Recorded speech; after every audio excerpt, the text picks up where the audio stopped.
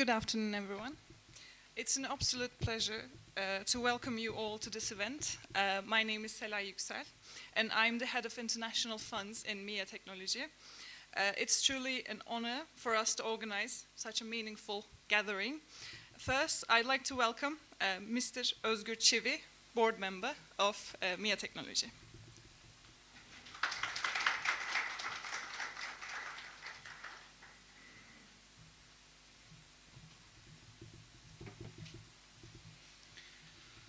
Distinguished members of the European Commission, Directorate for European Union Affairs, esteemed representatives of the technology and venture funding sectors, honored guests, and dear valuable participants.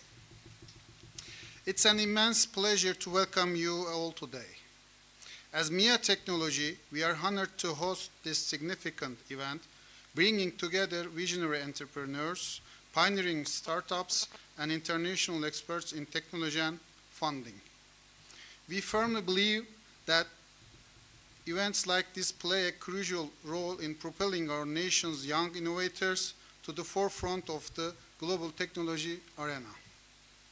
I would like to extend my heartfelt gratitude to all our speakers for sharing their invaluable knowledge and insights, which will undoubtedly enrich our collective understanding of innovation, funding, and sustainability.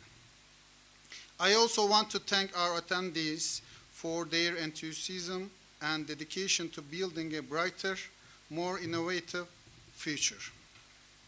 Today, as we gather with individuals passionate about technology and eager to expand their expertise, we are reminded of the determination and ambition that laid the foundation of MIA Technology. Allow me to share a brief journey of our company's story. It's established in 2006. MIA Technology has grown from a modest startup into the third unicorn in the IT sector in Turkey. Currently listed in Istanbul Stock Exchange 50 and in the reserve list for Istanbul Stock Exchange 30. Today, we are a public company with 160 dedicated employees, 60% of whom are engineers, operating out of our headquarters in Ankara and our offices in the United States and Morocco. We are proud to deliver cutting-edge solutions across multiple sectors, backed by innovation and research. I want to mention a little bit of our scope of works. From defense technologies and integrated facility systems to renewable energy, healthcare IT, sustainable agriculture, and smart mobility, MIA Technology stands at the forefront of innovation. Armed with certifications, licenses, and extensive experience, we are qualified to provide projects and services to prestigious organizations like the United Nations, NATO, the European Union, and the World Bank. Our growing portfolio of collaborations also includes prominent entities such as Horizon Europe, TÜBİTAK, and EIT Urban Mobility. Strategic partnerships are at the core of our success. Collaborating with industry leaders has enabled us to develop innovative solutions and maintain our position as a market leader. Additionally, our memberships in the critical technology clusters and networks allow us to stay ahead of global trends while building impactful industry connections. At MIA Technology, we believe in the transformative power of research and development. Our commitment to R&D has allowed us to identify technological trends, pioneer industry innovations, and maintain our competitive edge. Over the next decade, we aim to expand into new markets in Asia and Europe, further solidifying our global presence and brand value. This event embodies our vision of fostering a robust ecosystem for technology and entrepreneurship.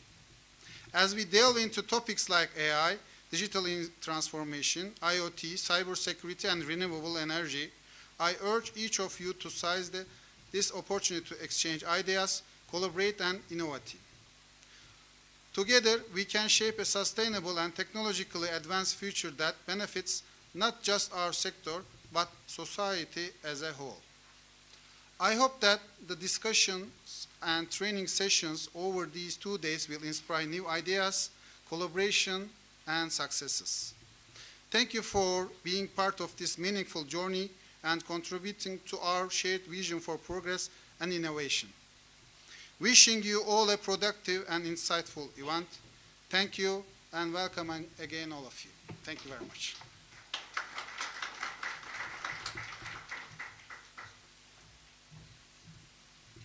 Thank you. Next, I am delighted to introduce Mr. Bülent Özcan, Director General for Financial Cooperation and Project Implementation at the Directorate for EU Affairs.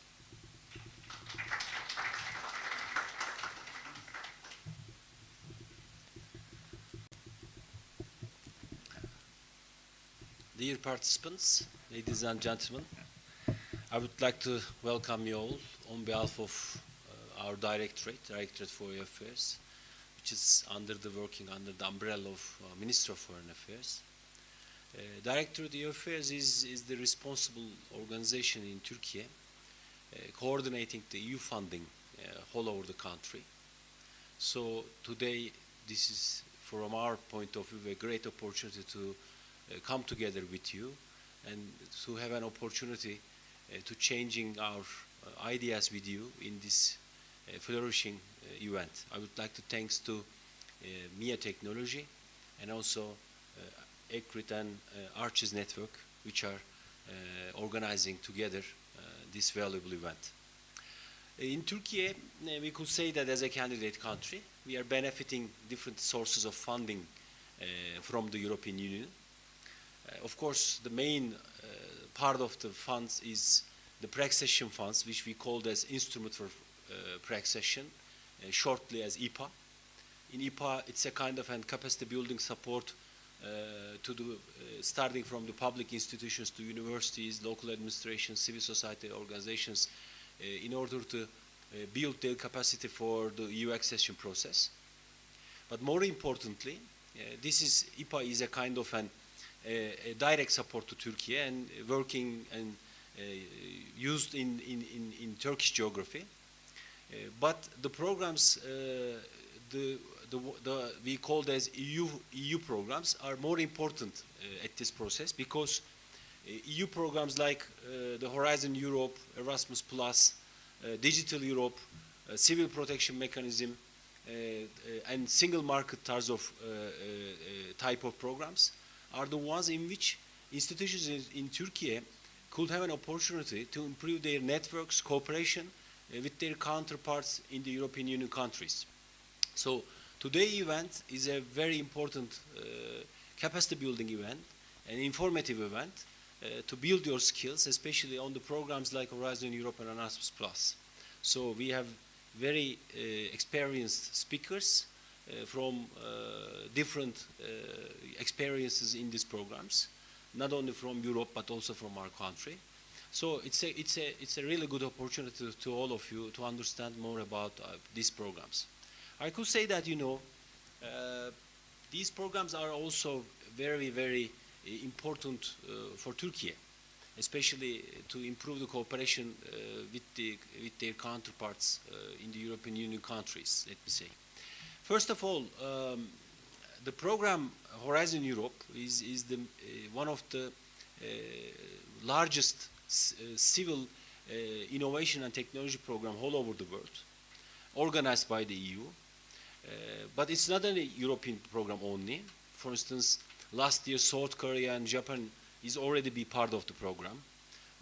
From the America side, Canada is the part of the program, and some of the US companies and universities could be part of the program.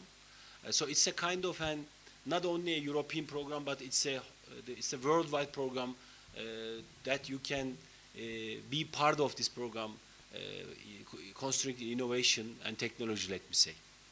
And when we are looking at the Turkey case, Turkey is a participating country in the same structure and in the same criteria of the EU countries.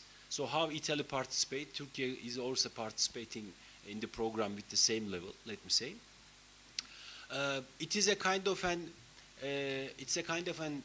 paid program to our country. So the government of Turkey paid a kind of an entrance fee, but it's a grant program for the beneficiaries. So any university, startup, an SME, or a kind of a company could benefit from the Horizon program in terms of grants. So this is very, very important. And it's a kind of an, let me say, a program that not only you can learning by doing during the projects, but it's also a great opportunity to improve your networks in terms of business, in terms of trade, in terms of cooperation on innovation and technology. So this is very, very important for internationalization of our institutions in Turkey, universities, SMEs, startups, and the other ones. So international markets are open to you through this program, and international networks are open to you, again, through the capabilities provided with the program. So this is very important. Turkey is a progressively, manner improving its presence in the program. Now, when we are looking at the success, let me say, rate, comparing the countries, Turkey is in the 21st, nearly 50 countries participating, let me say, in the program. So this is something good. But we could do more, comparing when we are looking at our capacities, because Turkey is in the 21st, but just one up is Romania, just one down is Estonia. So we are, when we are looking at the comparing with the other countries, like Greece, like Spain, like Italy, like Poland, like Czechia, with all, we are fall behind all of them. But when we are looking at the technology and innovation ecosystem in Turkey, number of the technoparks, technology transfer offices, number of the startups, when we are looking at the capacities of the companies, especially large-scale companies, and also the SMEs, universities, research universities, number of the academicians. So this is all required to be improved.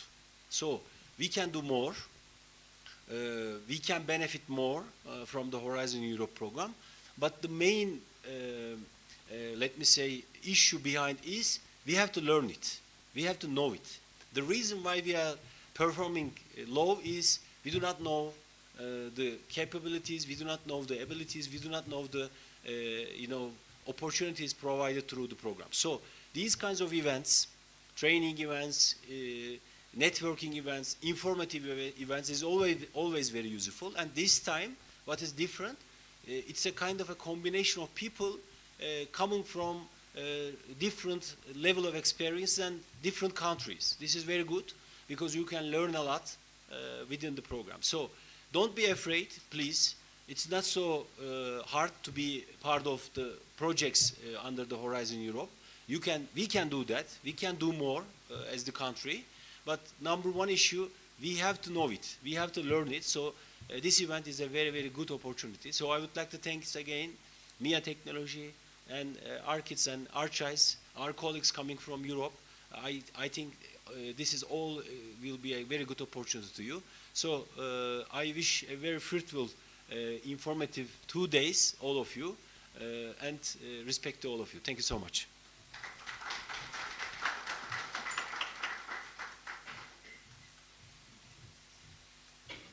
Thank you.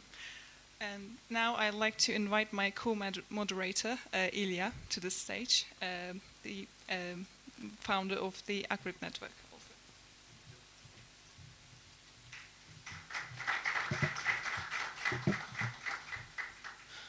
Thank you. I'm very pleased to see a lot of people willing to share the vision and to learn a little bit more. Great gratitude to MIA Technology, because even though we started discussing about co-organizing parts, actually they organized this. So we just came, we just support with different things, but the organization and the capacity is very high level. So I would say next event should be in Brussels, in Parliament. Now let me introduce myself and ACRIT network. ACRIT means Associate and Candidate Countries Research, Innovation and Development Network. It means Turkey, Macedonia, Albania, Montenegro, Bosnia, Serbia, from January also Ukraine, Moldova and Georgia. In Horizon also associate countries are Switzerland from January 1st, 2025, then UK and Norway and Iceland. But we are most focused on candidate countries. So it means that the focus regarding the candidate countries, I will just show the map with Selay a little bit down. Red dots are the offices of ACRIT network.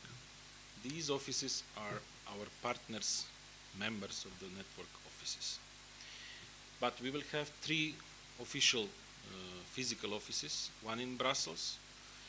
In March somewhere we are opening in Geneva, and somewhere in the summer we are thinking about Trieste in Italy.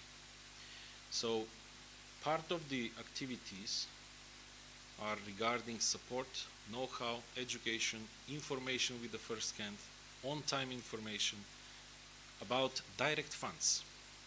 My previous speaker was saying about pre-accession funds. Yes, this is a little bit different part. So in terms of EU funds, what you're hearing about the media, there are 2 types, direct and indirect. We are dealing only with direct. It means applications goes directly to Brussels, evaluation goes directly to Brussels, and all the communication goes directly to European Commission. These direct funds are also very important in terms of development, because if we see the budgets, they are high, more times bigger than pre-accession funds. Of course that both are important. Ones are direct important for the private sector and academic sector, and the pre-accession for the system, for the country, for the public institutions and the organizations of the country. So in terms of collaboration and growth, we need to collaborate. That's why ACRIT network logo has 4 colors. It means private sector, academic sector, public sector, and experts, of course. In terms of what we are doing, you will see that we have in Istanbul, in Çanakkale, in Balıkesir, in Izmir, in Aydın, in Konya, and of course from today officially in Ankara with MIA Technology and Gazi University Technocar. In terms of support, we engage a lot of partners about the offices in Brussels, in Geneva, and in Trieste. Hopefully Renato will be that this year. We will publish exchange program. It means members of the ACRIT network can nominate person that comes 2-3 months in Brussels or in Geneva or in the Trieste office as a practical training, working on the project, supporting the other members, and when it comes back, it's actually a valuable member of the team. In terms of the members, we are supporting with 3 different levels. Small projects, middle projects, and big projects. In terms of the definition, it means in all the sectors. And of course, through that, we have, Selay, can you help me? Just click on the working groups. You will find 22 working groups defined like European Commission, because we also like to inform European Commission what are the capacities in candidate countries and why this ACRIT network is created at all. The main mission is to raise up the innovation scoreboard index of these countries, because Europe as whole cannot be globally competitive if there is an area in Europe that is in yellow.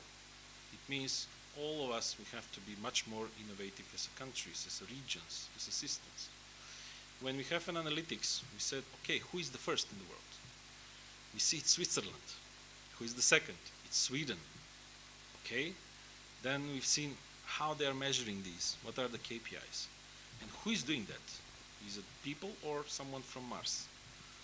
Then we see that people working in Switzerland and in Sweden are also normal people, but 42% in Switzerland are from the Balkans, and 17.8% in Sweden are from the Balkans. So we said, okay, there are people from candidate countries, their countries are in yellow, but they're contributing to be first in the world as an innovation country. Okay, so probably we have to do something in terms of first communication, networking, and working on projects. And when we see other data, as the previous speaker said, there are a lot of tech parks, universities, a lot of knowledge in these countries, a lot of also historical knowledge from these parts. Nikola Tesla is from the Balkans, and today whatever we are using is from his time. So there are a lot of people, even Nobel Prize winners in these countries, that in Europe they are not known so much. So our job in Acrit Network is to promote the country's capacities, to promote members, to promote universities, private sector, and of course public sector. And in that way, when you see some of the working groups, you will see chairs of the working groups which have extended experience from different countries. For the municipalities, we have one of the persons from Tirana, capital city. For the entrepreneurs, we have from Istanbul Technical University. For agriculture, we have from Çanakkale University. For livestock, we have from Balıkesir University. So you will see people from different areas, different levels, and different countries as well. We have also for investors and business angels, the board member of European Business Angel Network, Mr. Ricardo from Portugal. So you will see different people. That's why you see blue dots. Blue dots are actually partners from the EU member states. And this is very important in terms of EU funding, especially for Horizon and centralized Erasmus, because we need to interact, we need to collaborate with partners from EU member states. And to learn, of course, but also to exchange knowledge, because some things that are not said, it doesn't mean that they are not existing. So that's, in short notice, Acrit Network. And of course, anyone can be partner, but we have rules. I will tell few of them very shortly, others are written. First rule, whoever is coming as the person leading some institution or entity or company or whatever it is, should be non-conflict person. Then his team should be also hardworking, with good and experience past in terms of things done, not things written on your CV or something, things done, projects done. Because the network is highly selective who will be member, and not all can be member, of course. Then we have the code of conduct in terms of corruption, in terms of using and following the rules of Horizon, the rules of Erasmus. And that's why recognizable as network with credible partners, relevant partners. And this means for the projects quite fast and quality consortiums. This is the first step to win a project. And of course, the projects that we are preparing, from day to day we are improving all of them. The idea is to be meaningful, not just to have your project, but to have impact in the surrounding, impact in the village, in the city, in the region, or in the country. So that's Acrit Network. Thank you.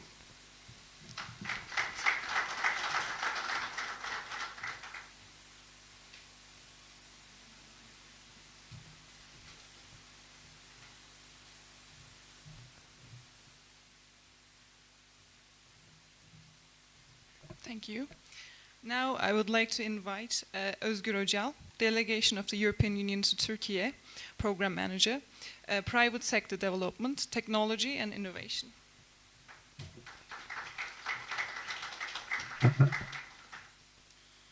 Özgür Bey, thank you for inviting and hosting us here.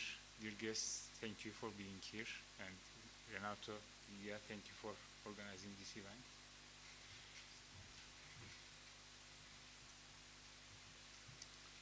So, I mean, we are all speaking about this green and digital transformation, but it has also an impact on the financing of the EU and also financing of the top international organizations.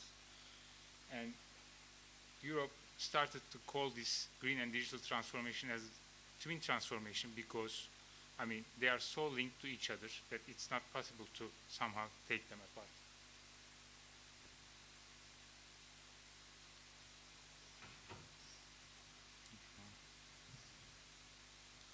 Geçemiyorum.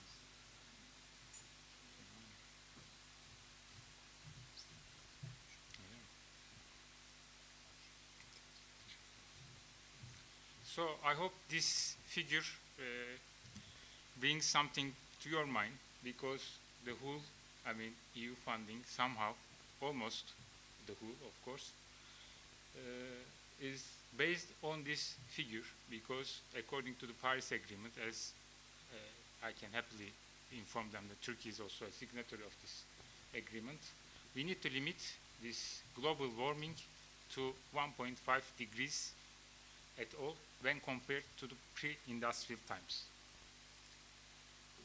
And then, if you want to do this, we need a sustainable finance, someone calls as climate finance, for mitigation, for adaptation to climate change, for digitalization, as I already told you that they are linked to each other.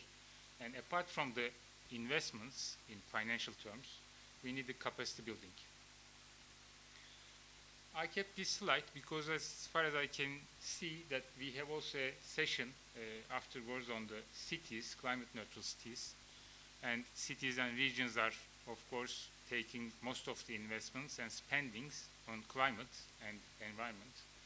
So, as you know, we have two sessions today, one on digitalization and one on climate.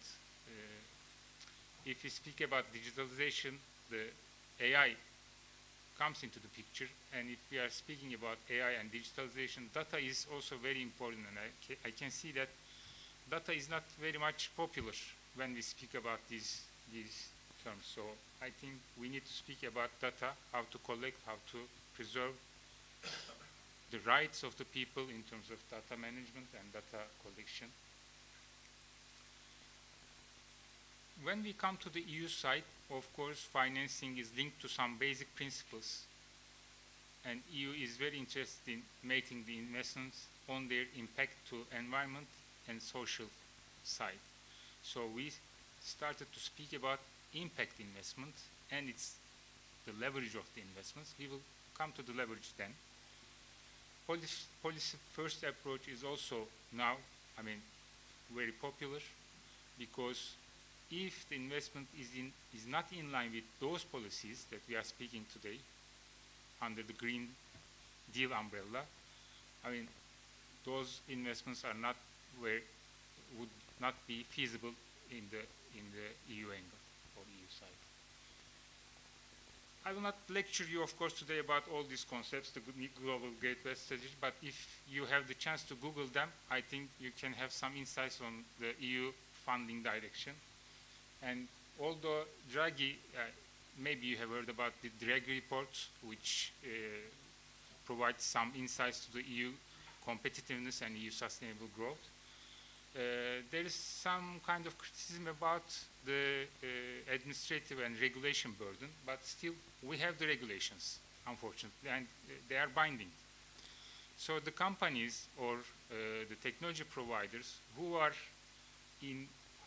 can become in line with those regulations will have the opportunity, because I can see that someone can see this as a threat, but green and digital transformation is also, in my opinion, an opportunity for the ones who can understand those transformation concepts. When we look at the local context, in Turkey also, we have some advancements. First of all, Turkey signed the Paris Agreement, and Turkey's development strategies are now almost in line with these green and digital transformation ideas. Turkey is also working on the emissions trading scheme and green taxonomy. The country is associated to not only to Horizon Europe now, but some other union programs, as Bülent Bey mentioned, like Digital Europe. We continue our high-level dialogue together with the European Commission in the field of science, technology, innovation. And we have an AI strategy. Of course, there are too much to do, but I think Turkey is also having its way forward to green and digital transformation. So these are the available financial tools for the business and innovation community. Of course, on the other side, we have this Erasmus Plus on the training and education side, which you will have the opportunity to speak about. I hope you all know about the Horizon Europe and Digital Europe programs. With IPA, also the European Commission supports Turkey in its journey to accession to being a member state. And synergies, Bülent Bey, you would love this one because I know you work a lot on the synergies. That also, this is a kind of example from a Horizon code. Actually, the Commission is also willing to create some synergies between these financial tools. And as far as I can see, Turkey is also not only, successful in terms of creating synergies between the EU programs, but link these programs to, for example, some other financial mechanisms. Turkey also signed some financial agreements between World Bank to also support its industrial decarbonization. This is a bit, maybe confusing table, and I will not go into the details, but it's important to know for a business or a startup or SME to know who you are and what you are looking for, because if you know all these details, I think it would be much more simple for you to get what you want, because if you are an individual looking for exchange programs, you can get benefit from Marie Curie programs, or if you're a researcher having an excellent science idea, you can have a prestigious European Research Council award, or if you are a startup looking for a commercialization support, you can benefit from the European Innovation Council funds. So far, if you look at the final years of implementation, Turkey can be seen as a successful associated country, because we are significantly going beyond the figures that we got in the former Union program, Horizon 2020. Istanbul and Izmir are selected as 2 of the 100 climate neutral cities, so they will get access to more international funds. TÜBİTAK's national funds, 3 of them are already identified and accredited to be supported from the EIC schemes. And EIT, European Institute of Technology Innovation, already opened its country hub. So, again, if you search through the internet, you will find more opportunities under these frameworks. And what those figures means to us is, as Bülent already mentioned, we achieved something today. And when compared to the former Union programs like FP7 and Horizon 2020, Turkey already reached the figures that it made in 8 years. Already less than 4 years now. If we go like that, probably we will double the figures of the Horizon 2020 at the end of the program. So it's a big, I think, encouragement for the Turkish businesses, startups, or researchers to apply for Horizon Europe funding. Since I am working in the field of technology innovation, Horizon Europe is my favorite, but of course, these are the usual suspects. I think maybe we can work a little bit more to put some more companies or universities or other stakeholders from Turkey to put in this top 10 participants for the Horizon Europe grants. We spoke about the leverage in the beginning of the slide. Leverage is something I would like to highlight, because when we spoke about this limiting the climate thing, we see that the official governance supports or international organization supports are not sufficient to cover this climate issue. We need private sector to somehow go into the picture, and as far as I can see, almost half of the grants go to the private sector under the Horizon Europe, which is really good. When I started this business, Turkey companies or Turkey stakeholders were complaining about the application and some of the prejudices, but I can comfortably say that I think we also transformed this approach. There are no more complaints about not being into the consortiums or not being awarded by the Horizon. When it comes to the research, open science and innovation, Europe is very willing to share and collaborate in this field. As you can see that there are already 21 countries associated to the Horizon Europe program from many continents, I would say. Another dimension of Union programs is the Digital Europe program. Turkey has recently been associated to the program, and I can happily inform you that 5 consortiums in Turkey are now European digital innovation hubs. These hubs will support Turkish SMEs in their journey for digital transformation and decarbonization. And there will be, of course, more calls. And if you are not aware or familiar for applying these funds, I think you should note the address Funding and Tenders portal of the European Commission. This is the only address where you can apply to these funds, be it Digital Europe, Horizon Europe, or Erasmus or Single Market Program. So IPA is another angle. What we have achieved is enormous under IPA in terms of private sector development only. We did a lot. There are hundreds of pages to share, but I can only share the major developments. We established digital transformation hubs, technology transfer offices. We have established the first technology-focused early stage funds in Turkey.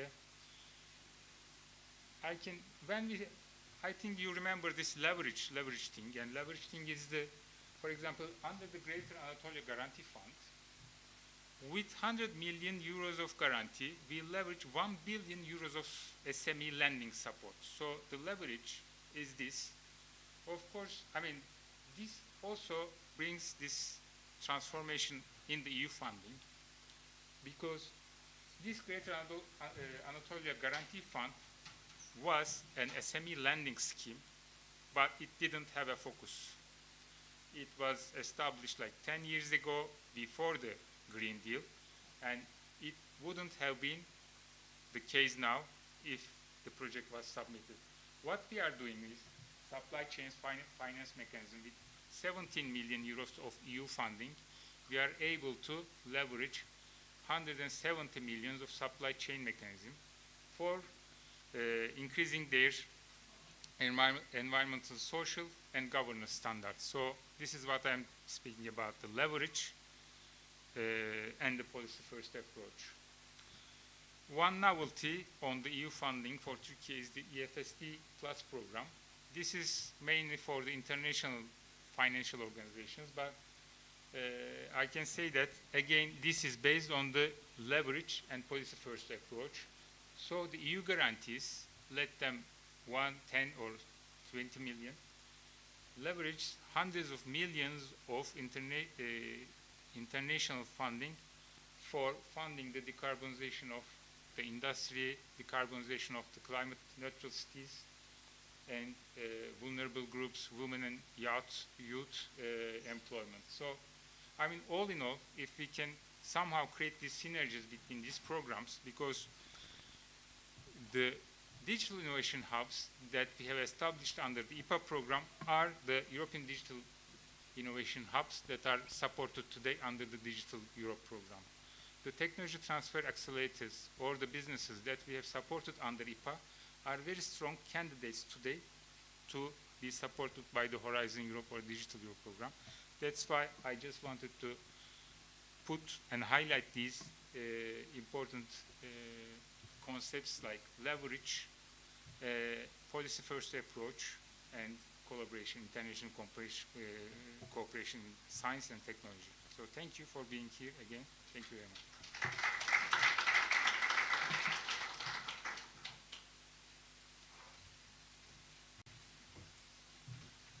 Thank you.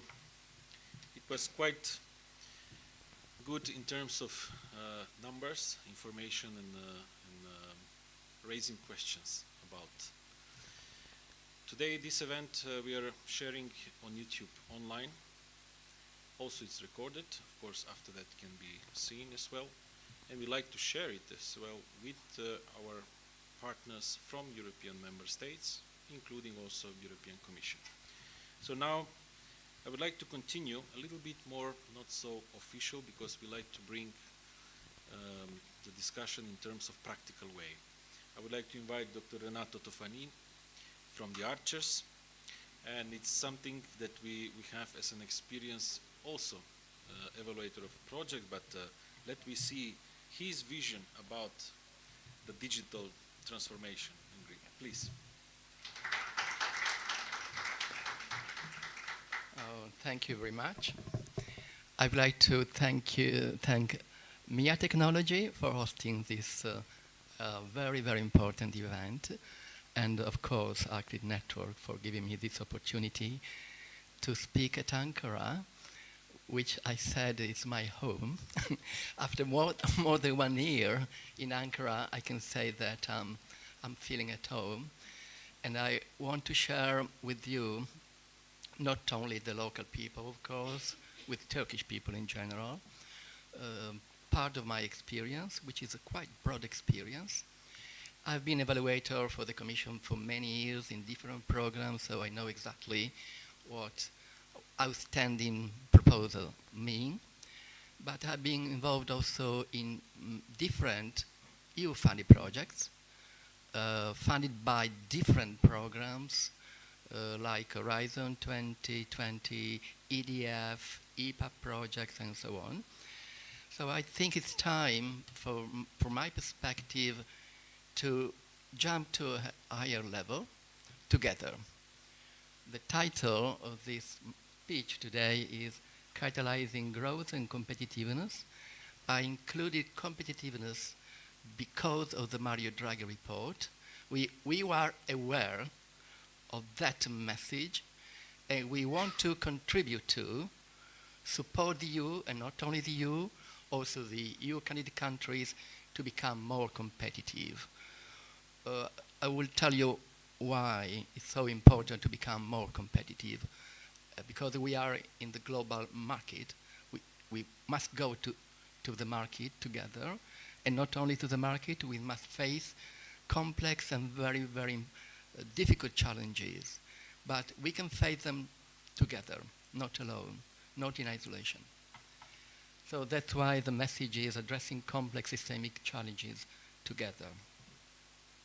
If I move to the next one, all right. So we know very well that we are living in very tough times. There are many, many challenges. Climate change, we know very well. Migration, very, very important challenges, and which are all inherently complex and systemic. So our solutions must be systemic. We cannot act in isolation.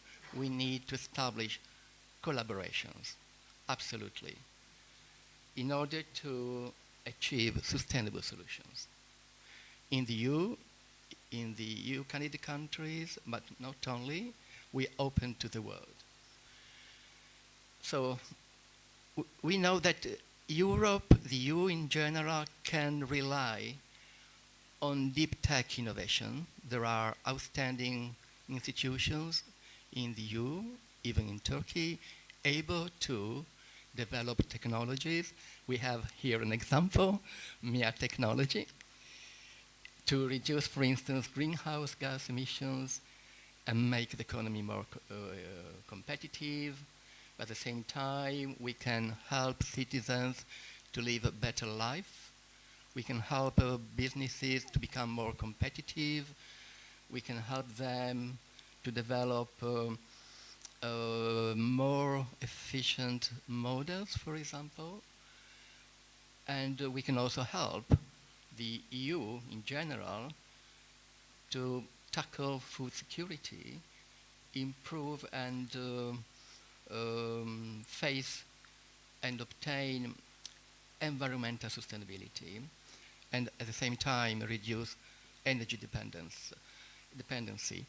But, as I said, we cannot achieve those results in isolation. We need to develop a European innovation system, but more precisely, we have to develop several or many eco-innovation systems able to be connected, to dialogue together, to find some solutions together. And this is one of the major problems we have, typically, based on my experience. We are trying to work in isolation, typically. This is our main approach.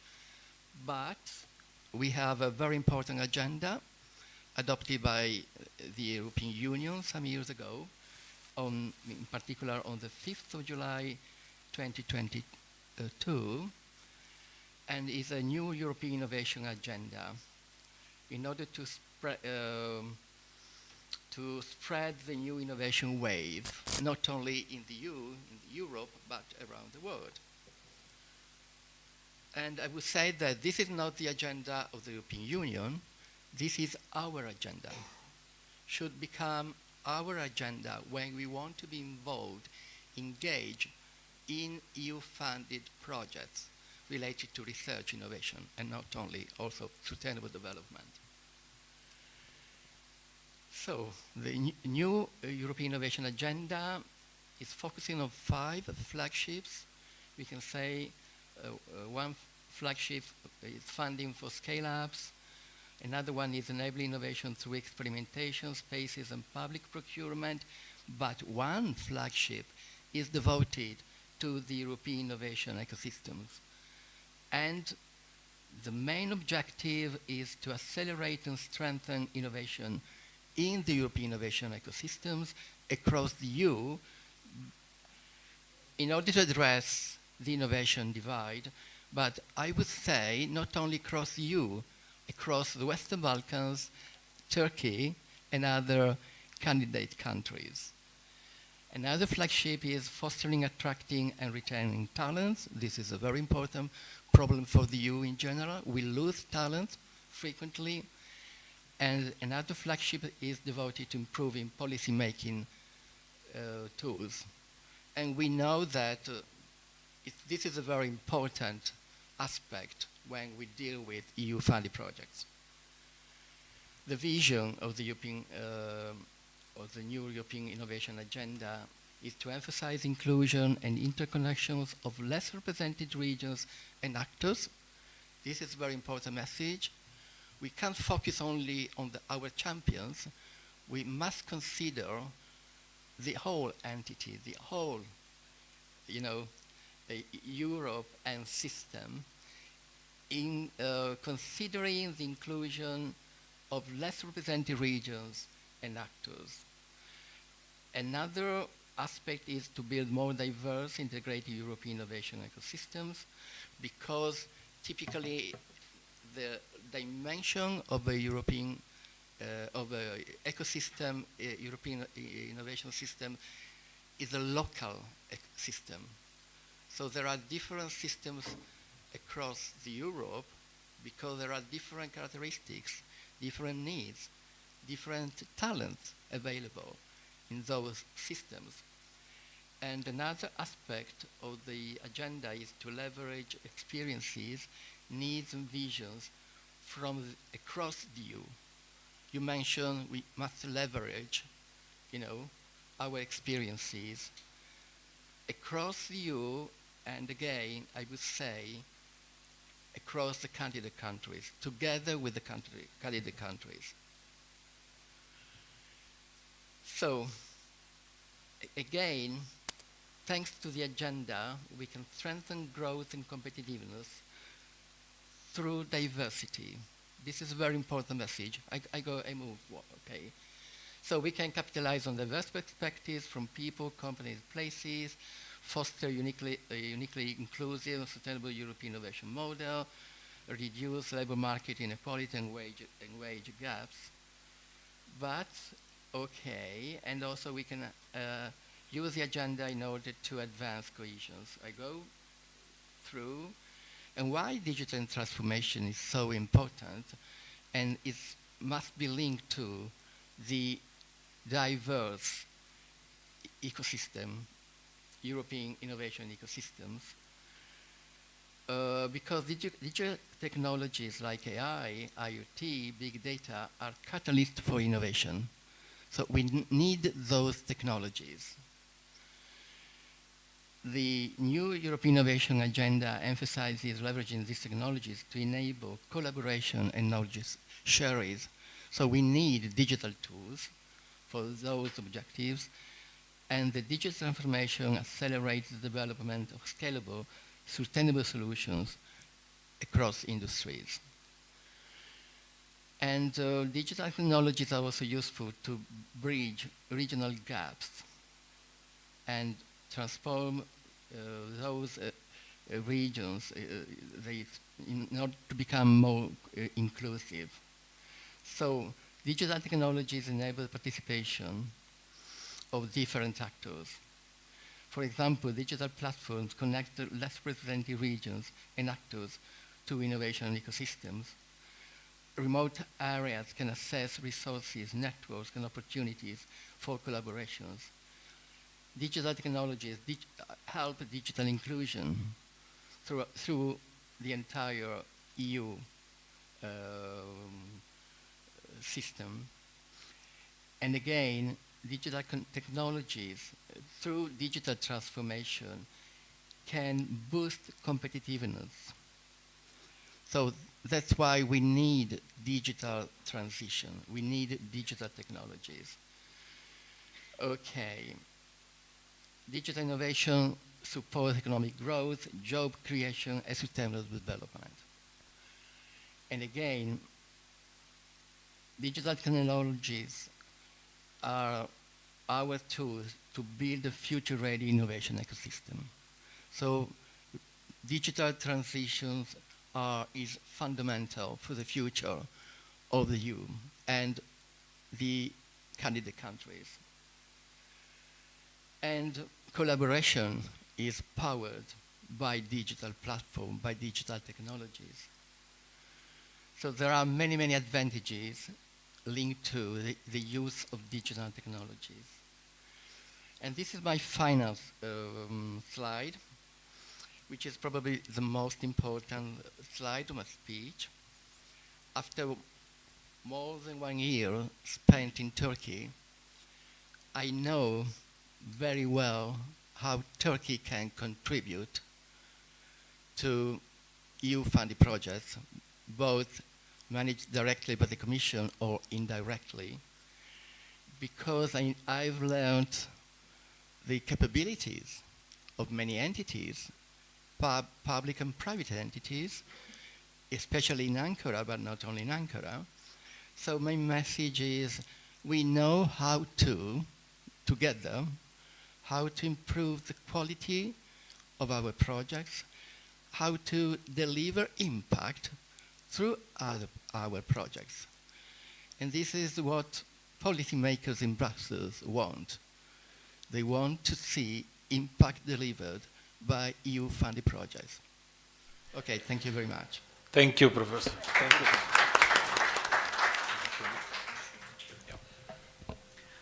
We would like to invite Mr. Bülent Özcan for a small gift exchange and our board member Özgür Çivi to present.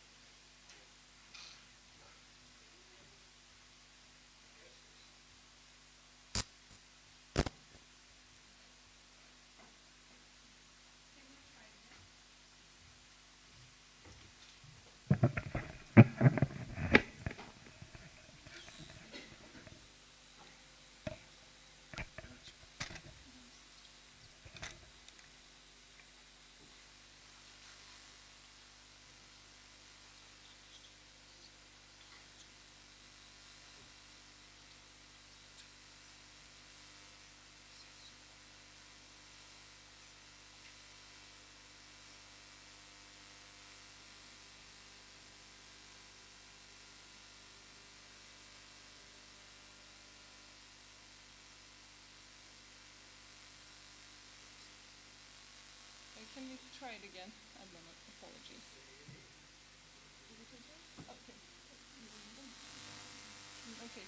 We don't hear your voice very clear, but it's in the streamline, so it's fine. You can share your screen, and it should, yes. They let me know that it's okay.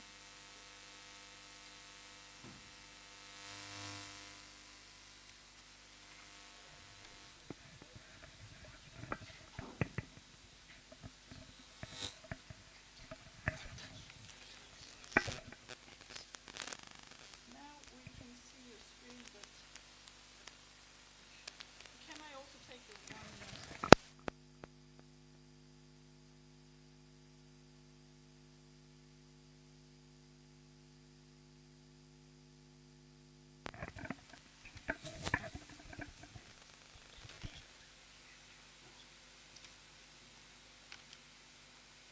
Can you try again, Adnan?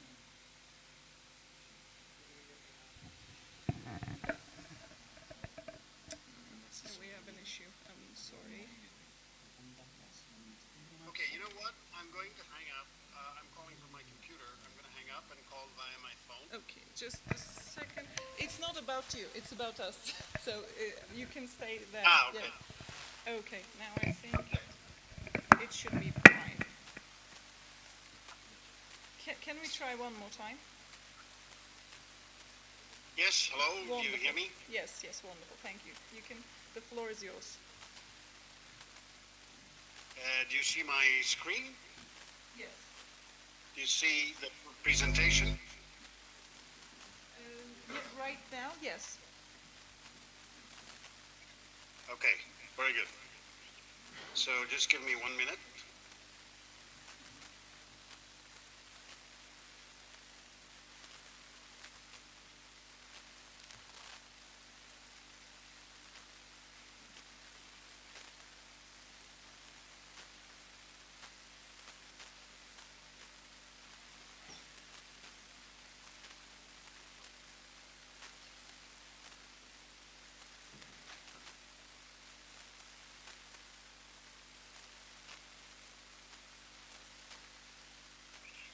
Okay. Good afternoon, everybody. Pleasure to be attending this, even if it is online.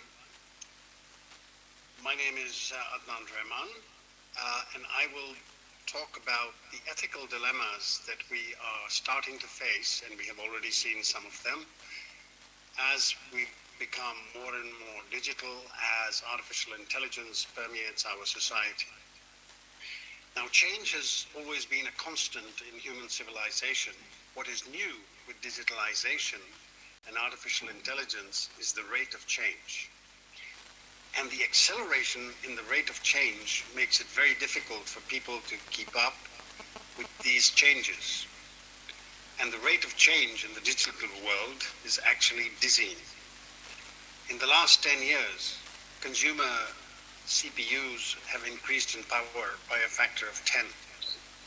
The hardware used to power AI has increased in power by a factor of 100. Now, these changes bring with them certain challenges and dilemmas. And, one of the Greek philosophers, Theocritus, he reflected on the ethical dilemmas that arise when technology is separated from virtue or moral considerations.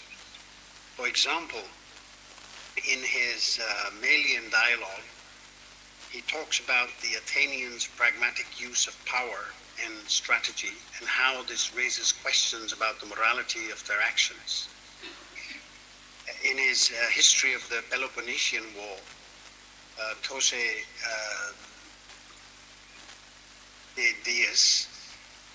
says, and I quote, "The strong do what they can and the weak suffer what they must." And while this is not directly about technology, it illustrates how skill and power can be wielded without any ethical restraint, leading to moral and societal dilemmas. And this is actually what we see happening today with digitalization in the digital world and with artificial intelligence. Now, consider a world in which your consciousness and emotions are connected to networks. Imagine a world in which all the biological systems can be replaced by artificial systems. Imagine a world in which surgery, medicine is delivered by robots. All of this is maybe fantasy, but it's fast becoming real. And it's going to lead to all kinds of challenges and dilemmas. Without any regulation, without any boundaries, it's bound to result in structural changes, some good, some bad. And let me be clear, the changes that we are seeing have many benefits, but if allowed to go apace without any boundaries, without any regulation, it is almost a given that there will also be many adverse side effects. A slight, and these changes, why will there be adverse side effects? Because they are basically driven by algorithms. The digital world, what is it? It's essentially an algorithmic world. Algorithmic world based on data, collecting lots of data and using this data to support decision making using certain algorithms.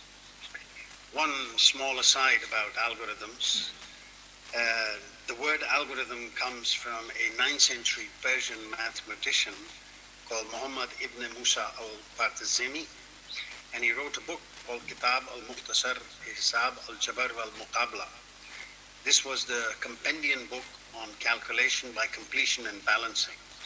And this book introduced systematic methods for solving linear and quadratic equations. And his name was Latinized as algorithm. And this later became associated with the procedural rules or step-by-step instructions that he described in his book. And also, the word algebra actually comes from the title of his book. It has the word al-jabr. And al-jabr in Arabic means reunion of broken parts or restoration.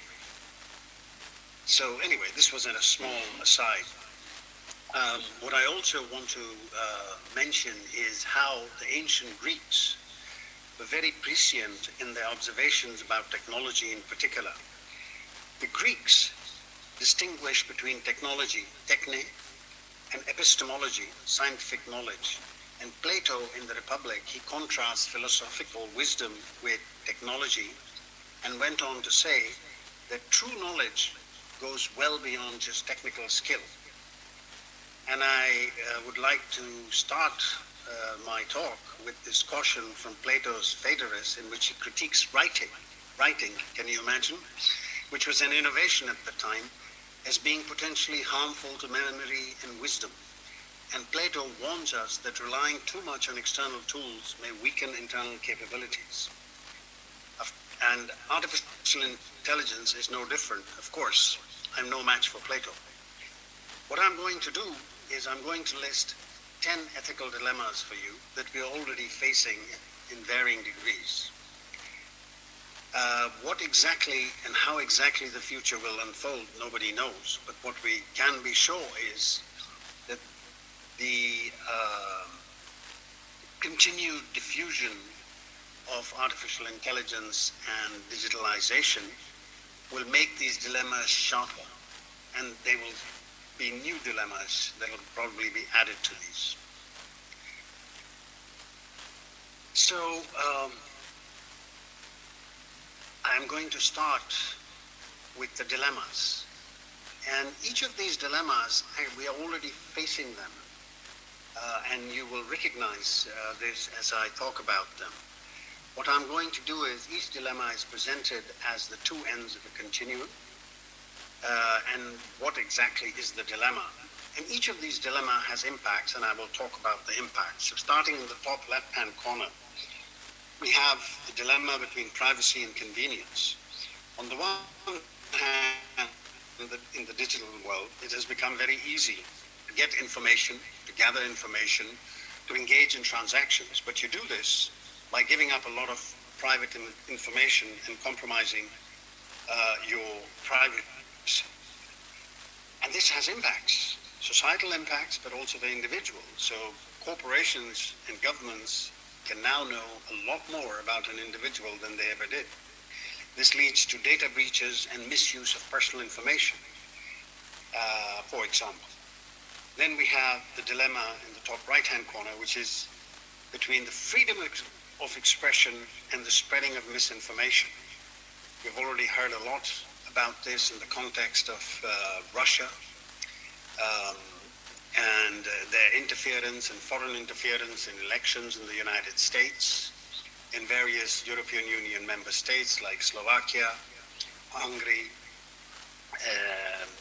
even Austria to some extent, in the Netherlands. And what we have is essentially digital platforms make it very easy to spread information and to express your views. However, there is little control on the authenticity, on the validity and the veracity of this information. So you can spread nice content, but you can also spread very malicious and harmful content, which leads to polarization of societies, erosion of trust in societies. It becomes very difficult to understand what is real and what is false, with all the consequent problems arising therefrom. We also have then the dilemma between connectivity and mental health. We know, for example, from research that connectivity it is almost an addiction. And while connectivity is also very good because it allows you to do things which you previously could not do, it also has very, very clear mental side effects. It contributes to issues like anxiety, depression, addiction. It leads to increase in suicide rates among children. And just to be clear, a lot of the apps that we use, the content that we see, the platforms that we use, they are essentially engineered, and I kid you not, they are engineered to exploit psychological weaknesses of people in order to increase things like screen time, to get the attention of the people, to draw them into the sites and applications and platforms that they are using more deeply. And this can lead to social isolation, cyberbullying, for example, things like fear of missing out and what have you. So the good is balanced by the bad. Professor, we have, Professor Adnan, you have 3 minutes left. Okay. And then we have the dilemma between automation and employment. And again, automation is a great thing. It increases productivity, but at the same time, it results in a loss of employment. I'm not going to go through these other dilemmas. You can read about them, but they are most certainly there. So, for example, you have the dilemma between algorithmic efficiency and bias, global access, digital divide, innovation and ethical boundaries, personalization of content and social cohesion, and these final two dilemmas. But what it brings me to is that the digital world, it sort of resembles the Wild West. Everything goes. You can do basically anything. There's very little accountability. There's little or no liability, and there are very few penalties. And what's clear is that we cannot continue like this.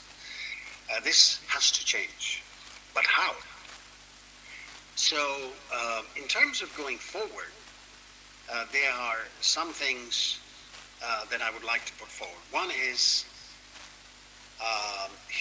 human-centric design. And I'm borrowing here from a well-known individual called Tristan Harris, who was a Google engineer and a pioneer in the area of ethical software design. And human-centric design essentially understands the psychological vulnerabilities of individuals, but does not exploit them. It respects them. It focuses on designing for time well spent and not engagement.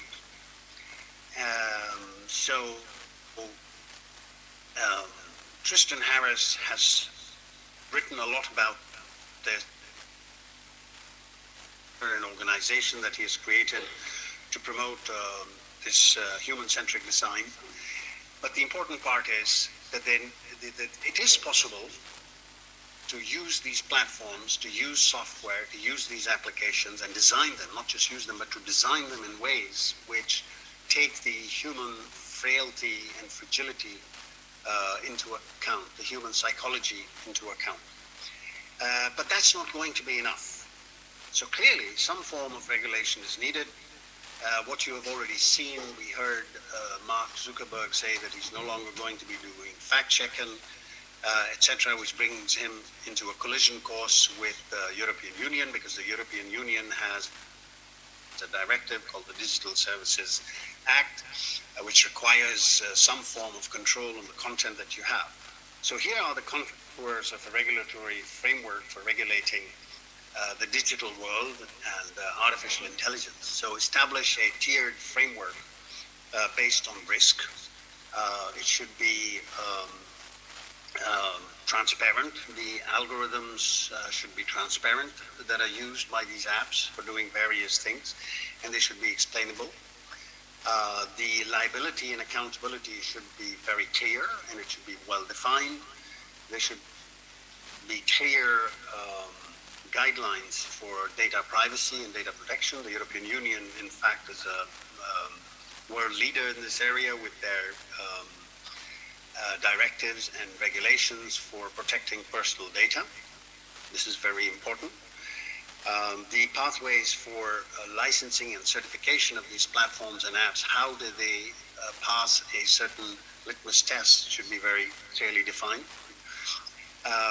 There should be a lot of testing and validation of protocols, monitoring, and there should be actions like you should investigate incidents, and there should be remediation processes. So this, I have said all these things very quickly. I could talk at length about any one of these bullet points in this slide and the previous slides, but since we're running out of time, I will limit myself. What I also want to point out is that the regulatory framework is not just going to come from government authorities or an organization, institution like the European Union. It should be a collaborative effort between educational institutions, business, governments, and civil society.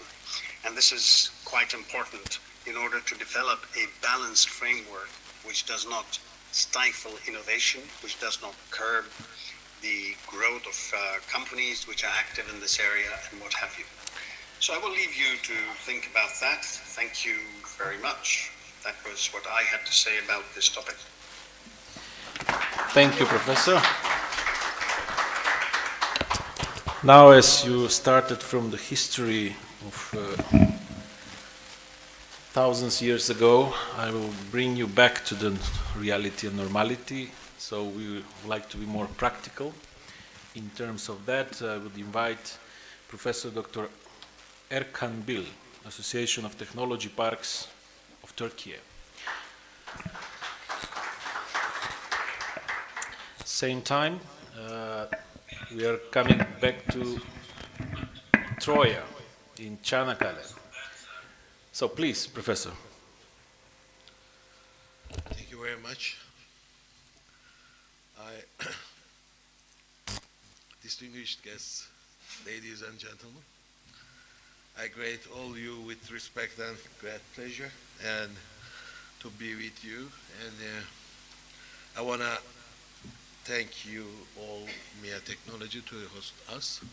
I thought that uninformed, I just have 7 minutes for that. So I know that all of you now looking for get a break. So it's gonna be just max 5 minutes. So I will just talk about some remarks, how it's got going on all over the world in digital transformation. So you know that today's interrelated and interconnected world, digital transformation is no longer a mere trade. So it is a process that profoundly influences social and economic structures, and it shapes how business operate and how individuals engage with services, and how nations build resilience and competitiveness on a global scale. So digital transformation is about more than just adapting new tools. Okay then? Right? Okay. So, and it involves restructuring processes, reshaping cultures, and rethinking customer and user experiences. And it is the integration of digital technologies across all functions and level of an organization or society to create long-term value. So, by the way, last week I was in Vegas and San Francisco. Let's tell me. And you know, you own that Consumer Electronics Show, the world's largest technology event. And also I was there. I just want to tell you that what's going on all over the world, because last 10 years I was over there and saw that what we saw over there, and then in next 5 years you will see all over the world that technologies. So we will see, and we are talking about digital transformation and technology. If we are talking about technology, we will see first mobility, second one AI, all over the world, all everywhere in life, AI, and the third one smart everywhere. Even let's say I'm telling the smart life, and robotic technologies and sustainability. 5 main ways, 5 routes all over the world. Because I saw that in Vegas there. And also, not in Vegas, in San Francisco, in Stanford University. I was 2 days in Stanford University, and we have talked about that 5, again, same topics. So we should think about that, okay? The life is rapidly changing, and next 5-10 years, okay, we will see a new life all over the world. So let's get back to Turkey. Turkey has really demonstrated remarkable process on its digital journey. So let's take a look some statistics. In 2012, 47% of households had internet access, and same percentage of individuals were internet users. And today, these figures had risen to 95% and 87% respectively. So these figures represented a notable progress, elevating Turkey to match or even exceed many OECD countries and European countries. Similarly, the success of Turkey's government initiatives and showcases its dedication to driving digital transformation. And according to European Commission's government benchmark 2023, Turkey achieved a digital public service maturity score of 81 points, and exceeding the EU average of 70. So this progress reflects not only technological advancements, but also the trust and confidence of citizens in digital public services, and also highlighted by the 74% adoption rate of e-government platforms. It is really well done. And although, of course, we did it, but on the other side, ladies and gentlemen, these achievements are impressive, but Turkey's path to full digitalization still faces some challenges, of course. The very important speakers told really important remarks for us. And for instance, 2023, just 72% of enterprises in Turkey had access to fixed broadband speed above 30 megabytes. This is important. And compared to OECD countries, average of 82%. And furthermore, how about R&D spending in knowledge-intensive industries accounted for just 0.28% of GDP compared to the OECD average of 43%. So we should work on it. And innovation outputs also highlights area for growth. Turkey records, this is interesting, 3 patent applications per million inhabitants, but in information technologies. Normally, overall, probably from a million inhabitants to 2024, 10,186, right? And totally, million inhabitants, 120, something like that, 120. But information technologies, 3 million inhabitants. Comparing Japan, 400. So we should think about that. So additionally, only 6% of enterprises in Turkey reported using artificial intelligence technologies, while the European Union average is 8%. And these figures underscore the critical need for increased investment in digital infrastructure. So enhanced support for innovation and broader adoption of all advanced technologies like artificial intelligence, M2M, machine-to-machine, or IoT, something like that. So this is where Technopark, Technology Development Zones, step in as a catalyst for that transformation. Turkey now has 105 technology development zones, like Gazi Technopark, with 91 is now operating. 105 already done, but for operating 91. And making Technopark ecosystems where ideas turn into reality. And they bring together science, academia, industry, and government to foster collaboration and accelerate digital transformation. These zones are home to, right now, over 11,000 R&D companies like MIA in Turkey, and employing more than 100,000 R&D professionals.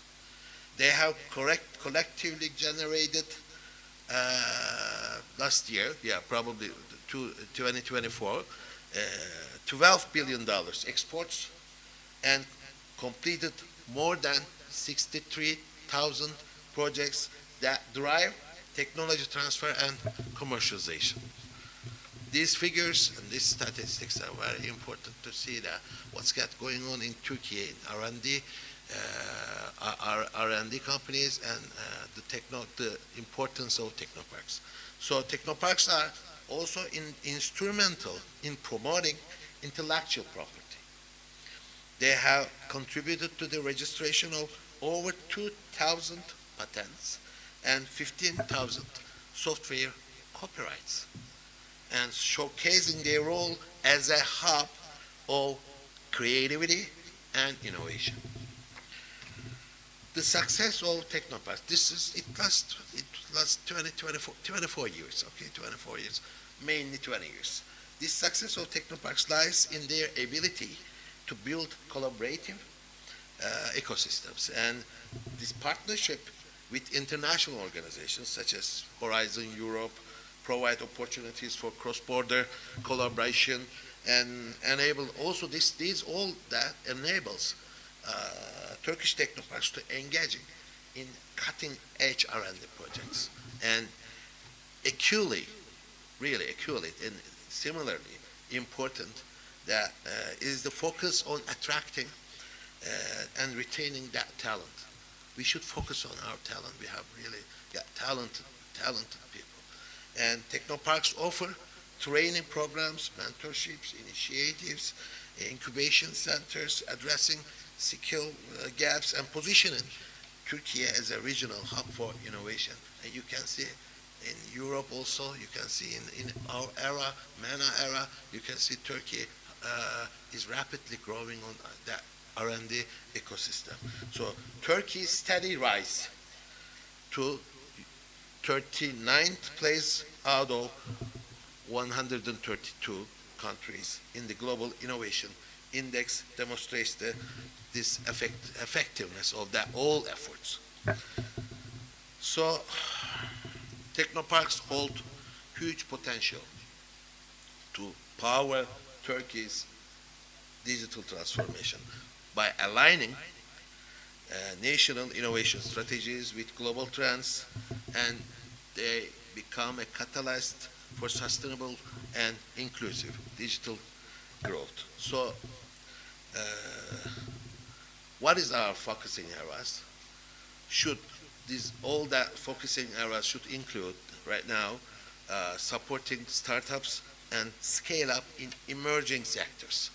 And what are these emerging sectors? Artificial intelligence, cybersecurity, expanding international collaborations and share knowledge, and also very important, we need to focus on the best practices. We should know that best practices. And in technoparks, really, you can see really important good cases, successful cases that you can understand that best practices. So we should remember that technology is not just a tool, and it is a cornerstone of economic and social progress. With ongoing investment in technoparks and collective effort to strengthen digital infrastructures. So Turkey is well positioned to achieve its digital transformation, and it is really good efforts and gonna be better than tomorrow. So I wish all the stakeholders, participants, and all you, thank you very much, and it's gonna be, I hope, that successful events. Thank you very much. Thank you very much, Professor Erkan. With these data, we have now much more clear view about the tech parks. I would just add some information. I visited Çanakkale 2018 and 19, first time. And a group of professors are part of the co-founders of Akrit Network, from Professor Kemal Çelik, Harun, yes, all of the part. And I see now Kadir here. We work online all the time. So one of the quite vibrating environment you have there in Çanakkale. Good.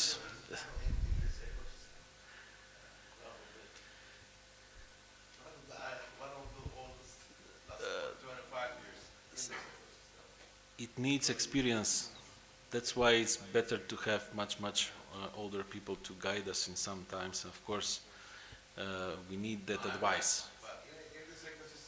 No, I'm saying in the ecosystem, not biologically, but some of the people that were being here from the beginning, when some things were just an idea, and now they are reality of these 91 tech parks.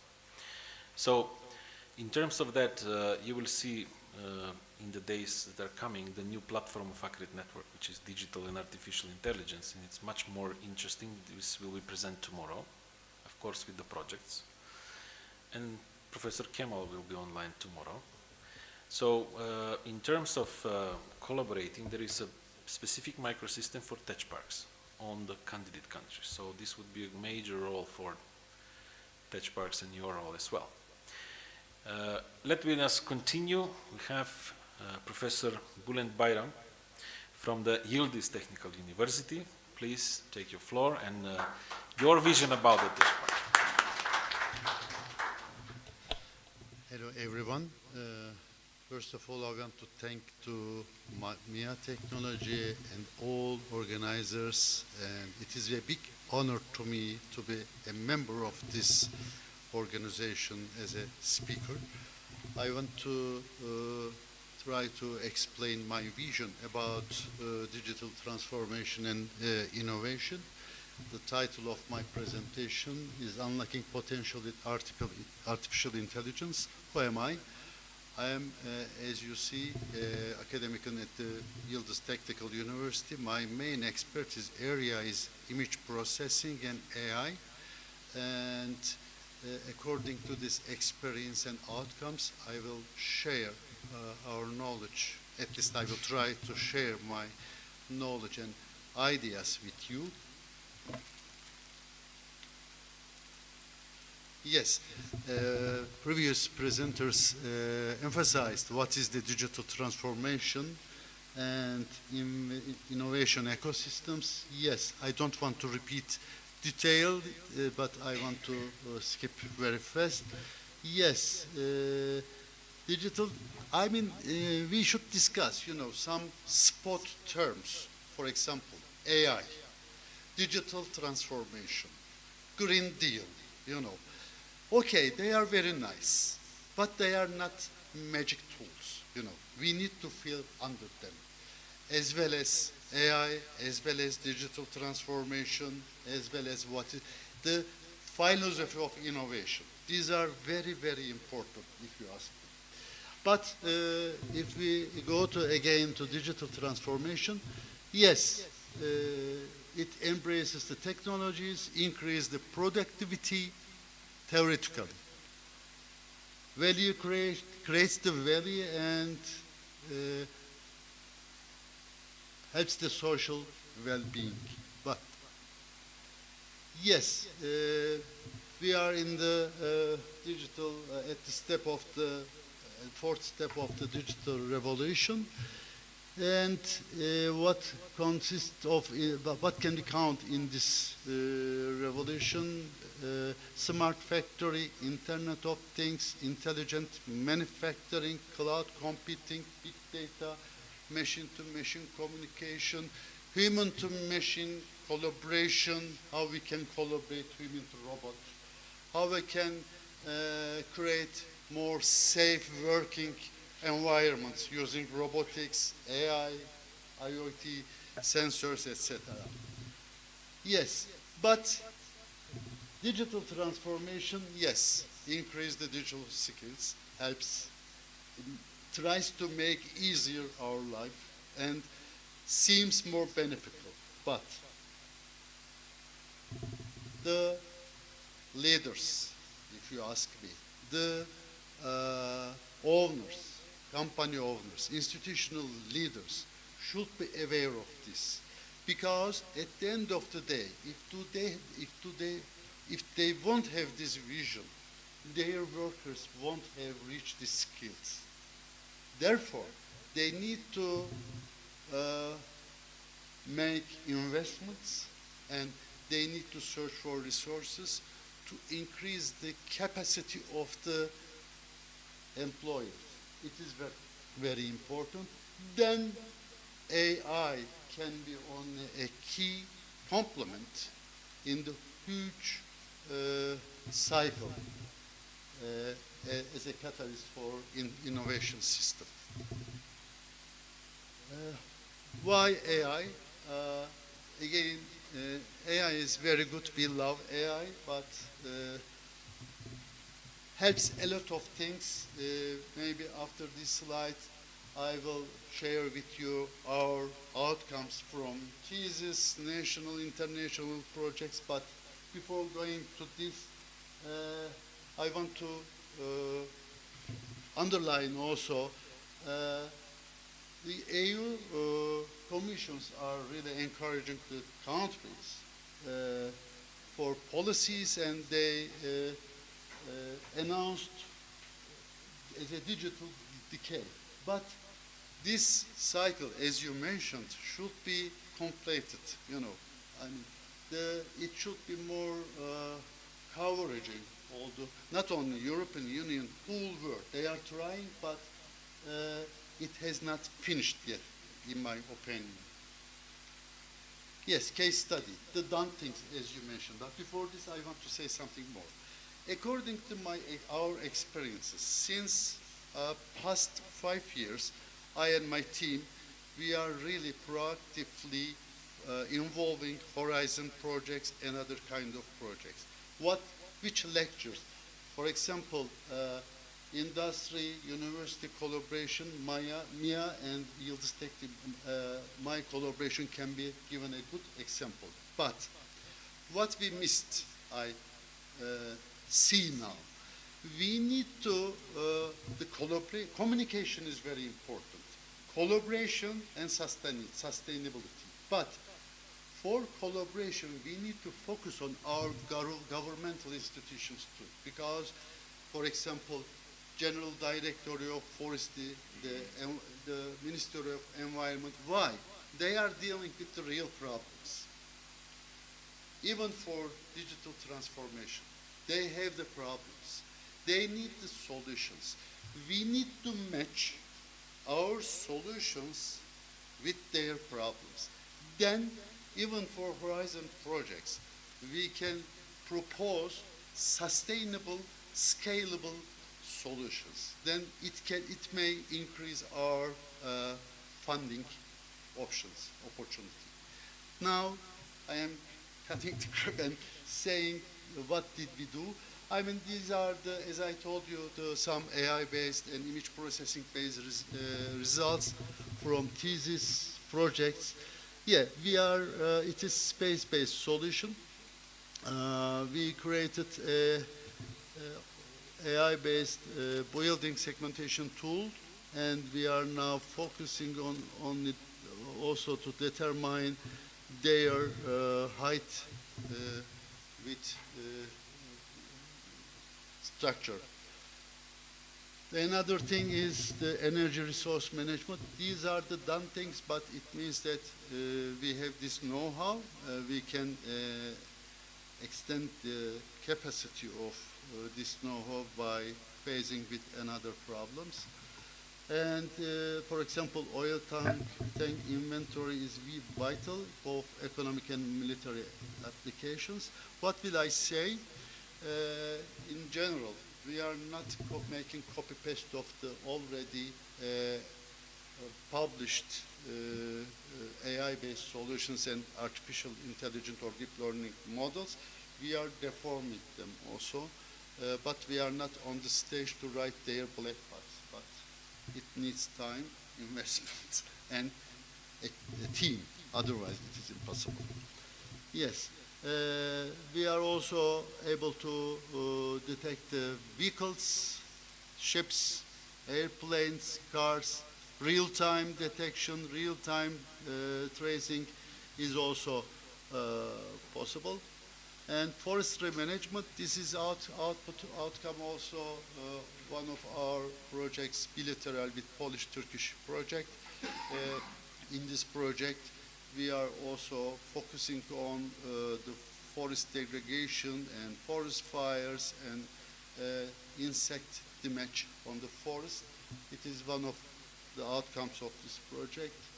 Data enhancement, yes, it is very recently data enhancement is in our radar because as you know all, the high resolution satellite imageries are very expensive. But there are open access satellite imageries.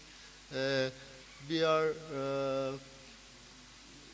implementing and developing super resolution approaches to make the low resolution imageries more useful for different purposes. And also another example, underwater image enhancement. It is a study project, it's a bachelor student project. We are increasing the capacity of underwater cameras and enhancing the cameras. And it is recently another our focus. We are focusing on also image colorization, especially historical images, historical photographs. Then using this AI-based solution, it is new for you too, Selay. Yeah. we are creating colorized images. We did it for satellite imagery, but it can be used for UAV, meant photos, and normal cameras, etc. Yeah, disaster mapping is also in our radar. I mean, now we are, it is a result of this project because the burned areas are very important after forest fires.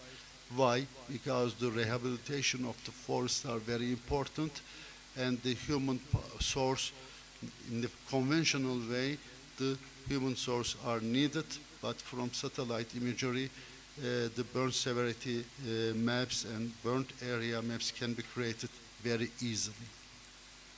Coastal application, also our one of the study areas, water body segmentation, coastal erosion, coastline change detection. Also recently, Antarctic is also in our radar, and recently we published this study. Horseshoe Island is in Turkey. Turkish government aims to establish a station in Horseshoe Island. Therefore, we are investigating the chains in Horseshoe Island. It is last year one Turkish team visited the Horseshoe Island, and this study made also the monitoring of glaciers. Precision agriculture is also another issue which we are focusing on. And cultural heritage, it is from national project, Tübitak project. We developed an AI-based solution to automatically digitalization of the cultural heritage objects for renovation and restoration projects. Also automatic deformation detection and crack detection. Yes, occupational safety is one of the another project because work environments are very important to solve this problem. Before finalizing my speech, I have forgotten one thing, and I will add. In what we see in governmental institutions, they have, even in the digitalization progress, they have their conventional methods. The new technologies, the new methodologies, they are sometimes resisting against the new technologies. Therefore, the developed technologies should be integratable for their existing rules and progress. Otherwise, the digitalization story cannot be successful. Thank you very much.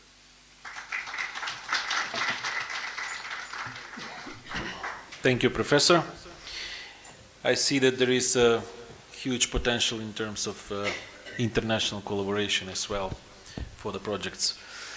I would like to invite Dr. Tolga Kastati, coming from a private sector, a company, BIS Group.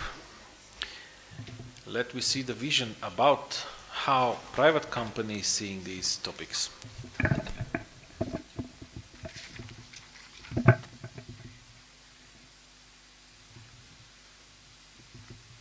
Distinguished participants, thank you so much for your participation for this event, and also thank you so much MIA Technology inviting me for this great organization. Today I would like to provide you some insights and information about data governance approach in practice for digital transformation reasons. Before my speech, Professor Dr. Adnan Rahman underlined some insights about the dilemmas in regard with the data transformation aspects, and Professor Rahman said that we have some problems. As a summary, we have some problems because the complexity and also interconnectivity, we are now talking some big problems. But luckily, there are some solutions to solve these problems. Again, Dr. Erkan Bil underlined a solution about to connectivity and also networking solutions among the technoparks.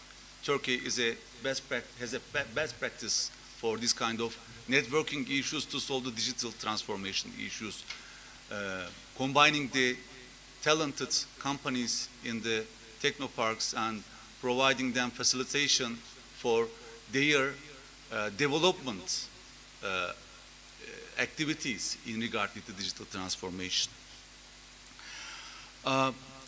Apart from that, thanks to Bülent Bayram's speech, Dr. Bülent Bayram, he has also great vision and also provided some insights for artificial intelligence aspects, which is the main topic in all around the world. It's a magic maybe because we are seeing the televisions. You know, there are some new developments coming from AI every day. So it is a very challenging issue for us. Today, I would like to provide you information about data governance solutions. It is also a solution for digital transformation in regard with the data management. I remember that 80s and 90s, I faced various problems for the communication side, but it was not related to technology. It was related to human beings. It was natural communication and natural shares among the families, among the friends, among the individuals. We were talking about technologies, but it was a color TV, radio, and after that telephones, then also cell phones. Then when we see the 19th and also 20s, we see some progress on software development activities.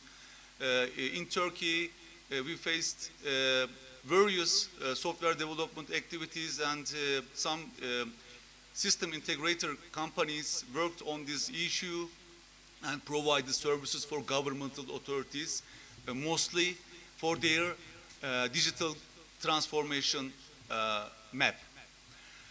And then after, we are facing various new developments dramatically and also logarithmically.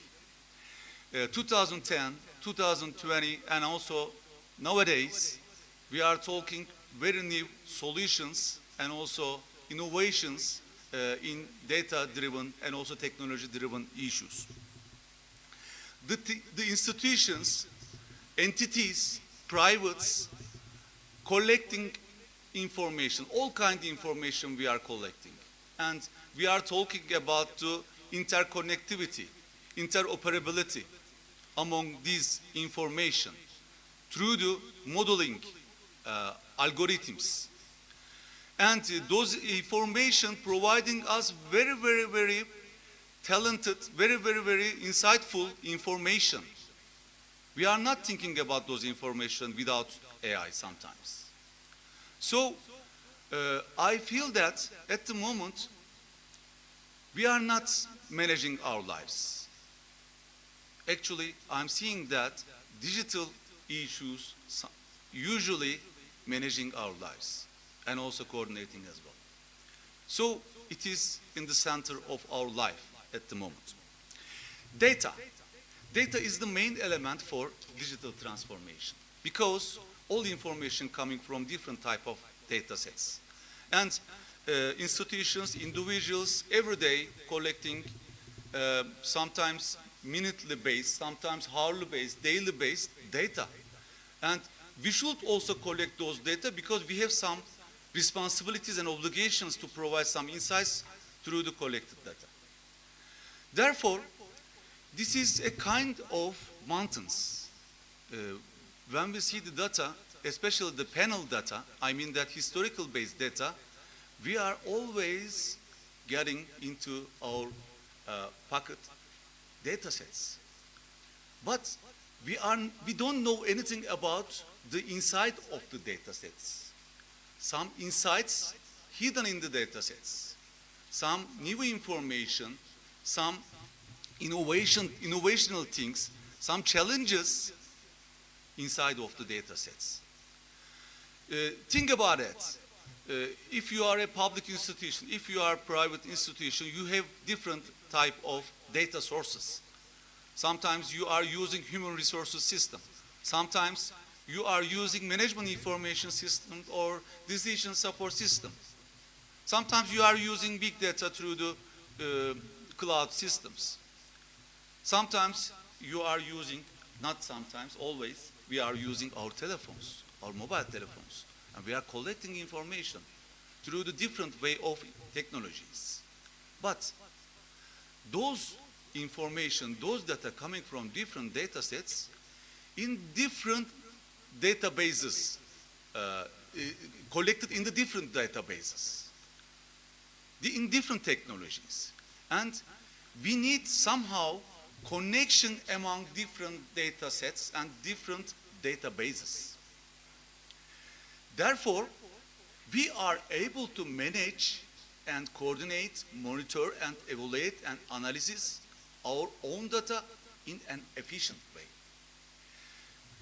In this regard, the world concentrating on data governance issues.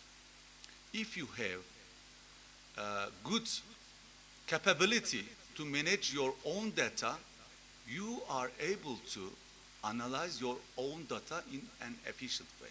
And at that time, you can speak about artificial intelligence. You can speak about machine learning and etc.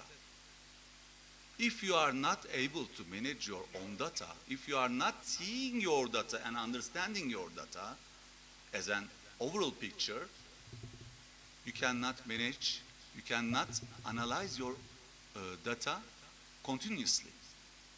Therefore, governmental authorities, also public authorities, concentrating on data governance aspects. In this regard, in Turkey, Turkey presidency, digital transformation presidency, launching some publications about artificial intelligence itself, also data governance. They have also built a committee about data governance in Turkey recently. And monthly based, this committee collecting each other as the members and discussing the needs about the governmental institutions as well as public institutions, or private institutions, to solve the interconnectivity problem. In this circumstance, data governance tools are a great solution for addressing this kind of dilemmas, as Dr. Adnan Rahman underlined. And in the data governance, you are able to see your metadata dictionary. You can also see your metadata, data vocabulary, business vocabulary, as well as you can concentrate on your data ownership, data lineages issues, as well as data quality itself. Data governance are mainly dealing with these 4 dimensions. Challenges in data governance. One is the data silos.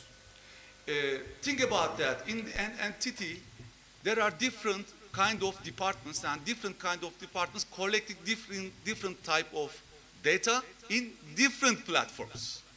So every day they are collecting data, and it becomes a mountain without management. So, as I said, through the interconnectivity, interoperability, you can merge and you can interact these different type of data through the data governance approaches. Another challenging issue is data security, which is the well-known and also all the people are aware and discussing about data security and privacy issues in European Union. GDPR is the main issue. to handle the data privacy. In Turkey, KVKK and also other regions have their own data privacy legislations to solve the policy level of protection. Dr. Tolga, we have Okay. 2 minutes. Through data governance approach, you can manage your data security and data privacy with your own hands. Data quality is another important aspect. I am also a statistician. I'm working with different type of data sets, and every day, if you are working with analysis, you are facing different type of problems, very challenging and big problems, especially missing data sets, some extreme values, some outliers. You know, the combining different data sets are challenging issues. If you have no clear data set, you don't have any clear reporting. So data quality is the backbone to analyze your data and provide an efficient output in practice. In this regard, I would like to also provide some insights for strategies on data governance. Policies and standards is the one of the major things, since you must establish your clear data management policies, and you must adopt international standards, for example, ISO 2071, to ensure consistency and compliance on your data structure. Other one is data ownership and accountability. If you are a data ownership structure in your organization, you can provide authentication and authorization to your end users to own their data. Technological solutions are another strategical things for data governance aspect, since if you have a clear data structure through the data governance approaches, it means that you are able to connect the other advanced data analytics solutions like artificial intelligence. Education and culture is another thing. In the organizations, different type of data users producing different solutions. And they sometimes one department producing a business intelligence dashboards, another department in the same entity producing the same business intelligence dashboards. It causing a problem because there are some repetitions in your database, and you are always buying some new storages for this reason. And maybe you can also say something to your friend in the entity. You can send me your business intelligence dashboards to trace our own activities. It is also possible, but there is no connection among the departments in the entity itself, because there is no culture in most of the entities, including big companies. Thank you so much for your attention and also for your patience, because there is no break at the moment. But after my speech, maybe. Okay. Well, first I would like to thank you, because at the beginning you made a wrap up for the previous discussions, and this is something that helps us as well. In terms of the discussion, yes, we don't like to postpone it too much, but also we don't like to cut too much. And the first event of this type is also, I would say, a practice. And I feel here all of the participants as a family. So it doesn't matter if you get more minutes or someone less. I think that no one will take part of it. But the point is that we like to listen as much as possible what is the stake on it. And we have an online team that is also following this, plus me, plus other parts. Our job is practically to see what are the possibilities for specific projects directly to be submitted this year. So thank you, Dr. Tolga, again. And I would like to, yes, I would like to congratulate you. Important notice you mentioned. There are some challenges about these issues in all the countries, in all the part, not only the. But for this session, in terms of digital transformation, ethical dilemmas, data collection and data management as well, approaches, and then digital transition in generally and specifically in private sector, I would say that there are more experts that can contribute to these topics, and by end of March we are finalizing a policy paper to European Commission from ACRIT network. So all of the experts will be invited to get their opinion on it. And for the wrapping up, the panel one, I would like to invite Dr. Çağlar Akman. He will joining us online, and about the technologies team leader and about the Havelsan topic. So let me hear the vision and the thoughts from your side. Dr. Çağlar, please.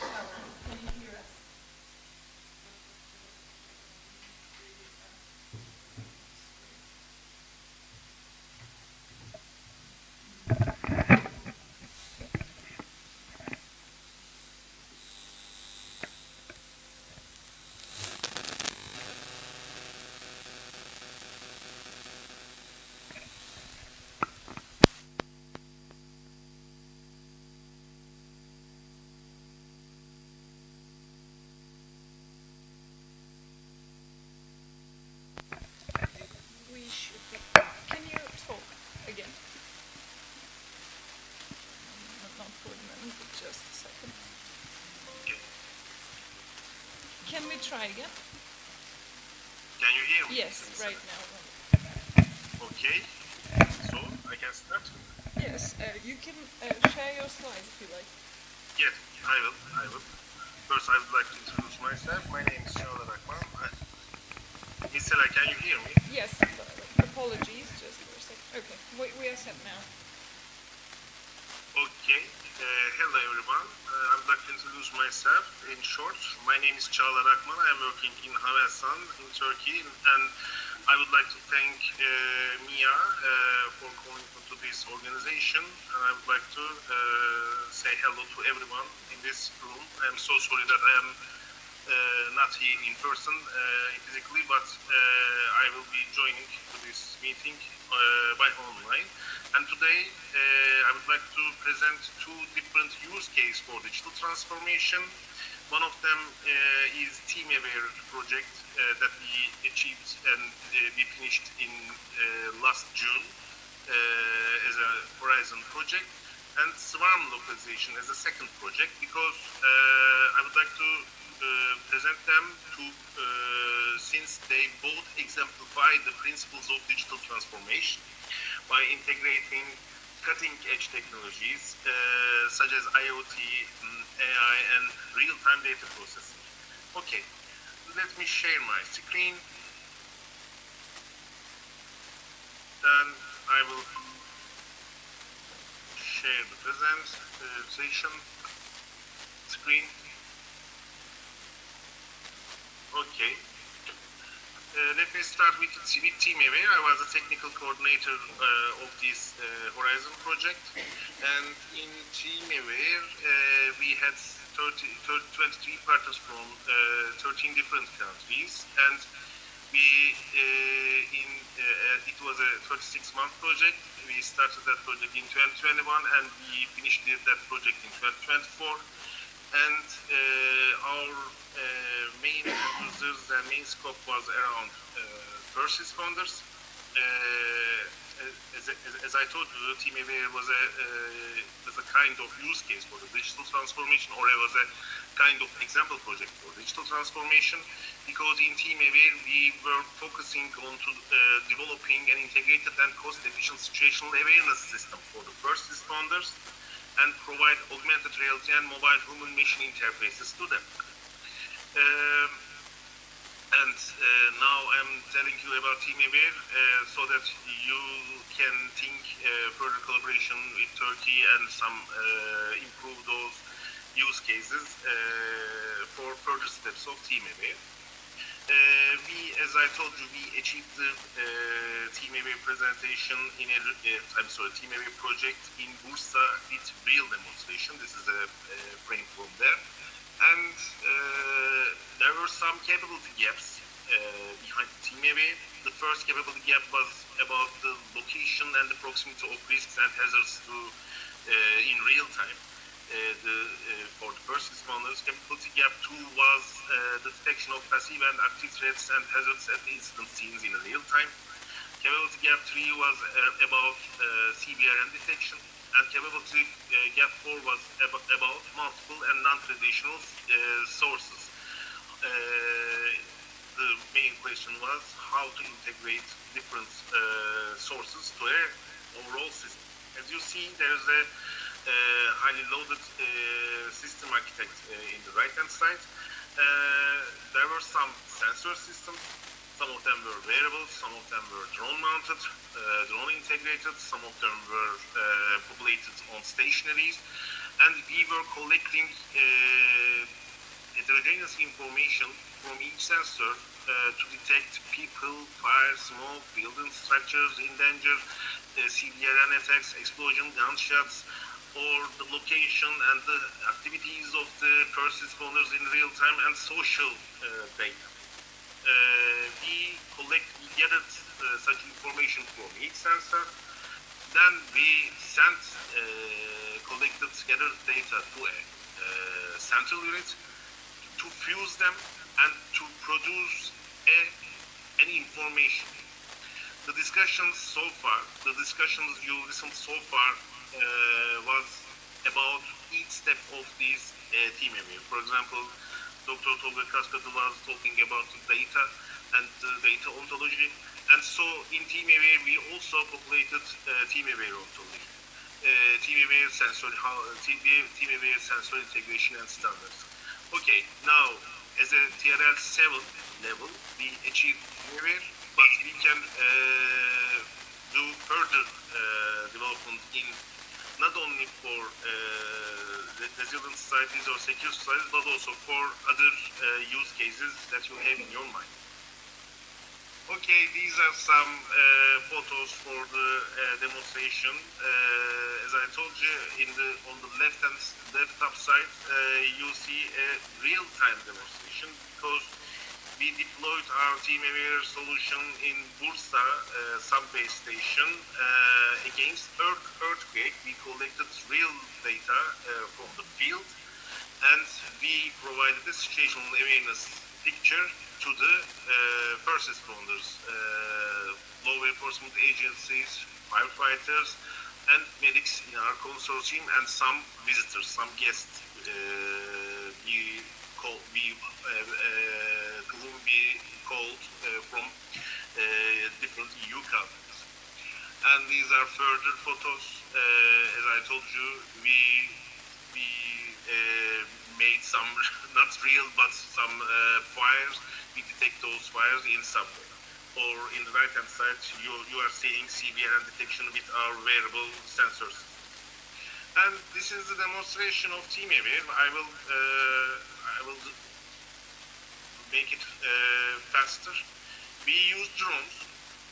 In digital transformation, you have to think about the swarm, usage of swarm technologies because it's a part of human modus operandi, human operations versus responder operations, to collect data from different aspects. You have to think about social media so that people should be able to inform any participant or any third party via social media. You have to think some variables on first responders because now as a cutting edge technology, we are using some IoT technologies to monitor activity and health and location of the sensors. So I'm talking about combined heterogeneous data sources that we are collecting from wearables, that we are collecting from drones, some autonomous devices. Okay. This is a short description of Team Evil, the project that we finished in June, but we, as a Habersan, we are planning to do further steps of Team Evil, and there are lots of things to do as a digital transformation. And as a supporting subsystem, we are also studying and we are also working on relative localization in SWAN technologies. As you all know, we use satellites, we use GNSS system for localization. And location-based systems or drones and some autonomous vehicles really depend on and really rely on location, real location, absolute location.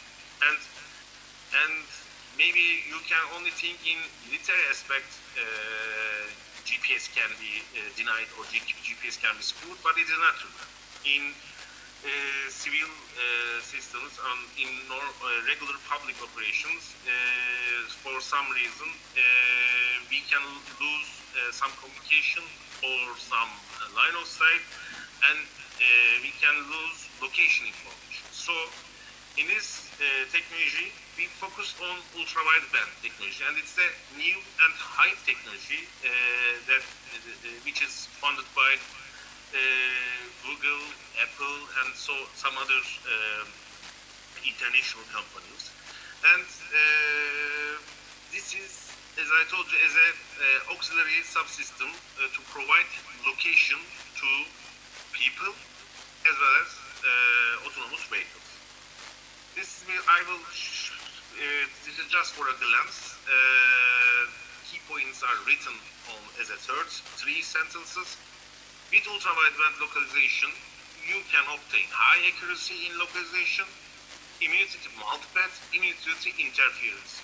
What I mean, you can obtain high accuracy in localization while you are preventing multipath attacks, which is causing wrong localization, and you will be able to use your other devices varying from Bluetooth to Wi-Fi or some other wireless communications. So this is a short infographic that you can simply compare ultra-wideband with Bluetooth and Wi-Fi on the left-hand side.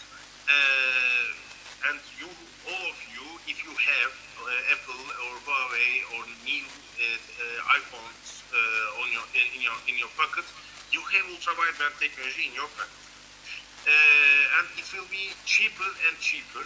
So, as a industry 4.0 or 5.0 or next generations, or IoT applications, or some digitalization, digital transformation, you shouldn't forget ultra-wideband based technologies, because with ultra-wideband, as you see in the right-hand side graph, you can obtain high accuracy in localization while you are keeping your money in your pocket.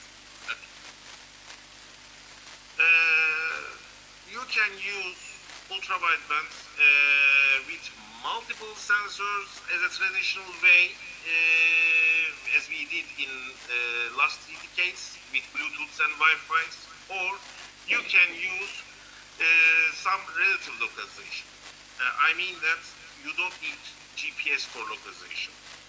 And I would like to show some demonstration as a final note, then I will summarize my presentation. Here is a proof. I'm sorry. This is indoor, so there is no GPS, and there is no reference point inside this room. So there you see some drones indoor, and they do not have any camera, any other LiDAR or any other radar on them. They just have ultra-wideband technology and inertial measurement units. These are simple, cheap sensors, and with them we are able to show how we can maintain our formation or how we can changing our formation. For example, here, these drones are changing their formation from line to V shape. This is not a professional video record. I recorded this video. I'm so sorry for this. Okay. The reason why I'm showing these videos, not to bother you with flying some stupid drones, but I'm just trying to take your attention to how accurate those drones are located. So, as a summary, thank you so much for your listening. But I have shown you our achieved and finished project, Horizon Project Team Area, called Team Area. In Team Area, there were heterogeneous information. So, collected from wearables, collected from drones, and collected from social media. So, data is not only, it does not involve analytical data. Okay, for example, maybe you can collect some analytical data. By analytical data, I mean the data on which you can do some mathematical operations or some statistical operations. But from social media, you can collect information, and it is just a semantic information.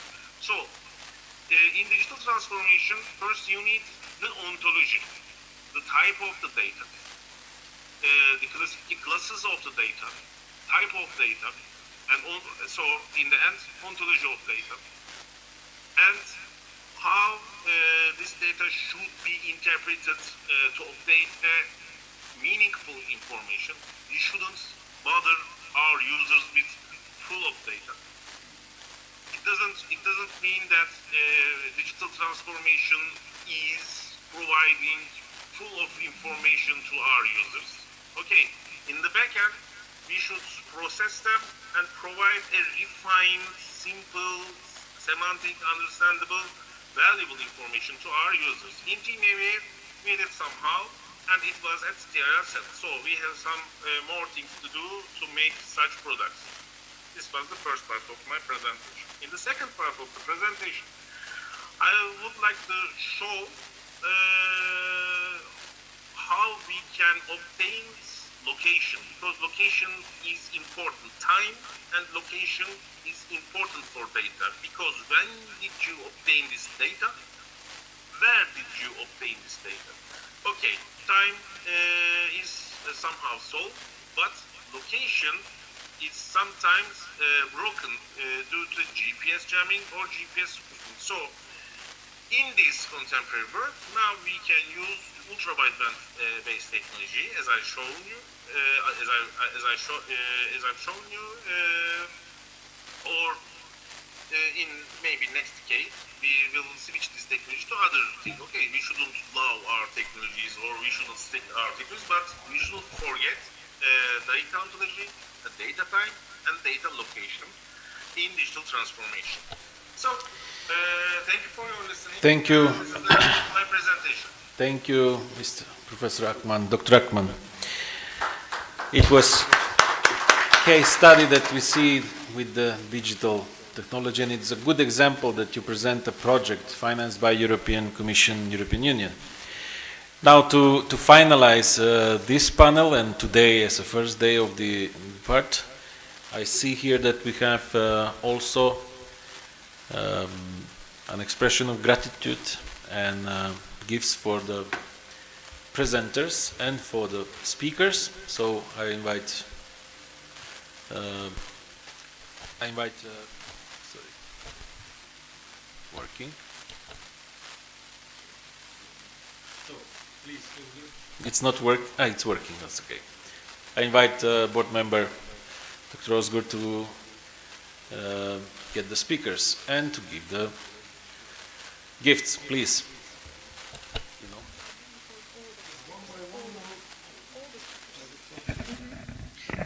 Maybe we can have all the speakers in here. Great. And for those that are online, we will have a short break also for the panel 2 starting in 5 o'clock. Exactly.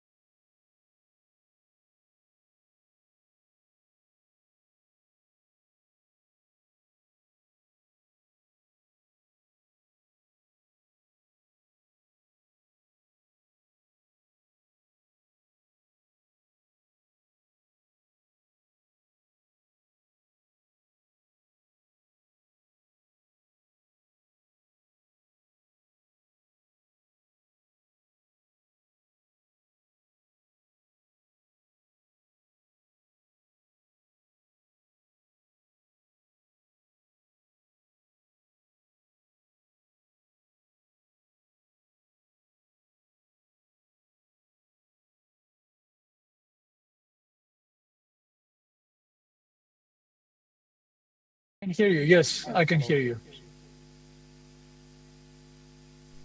Yes.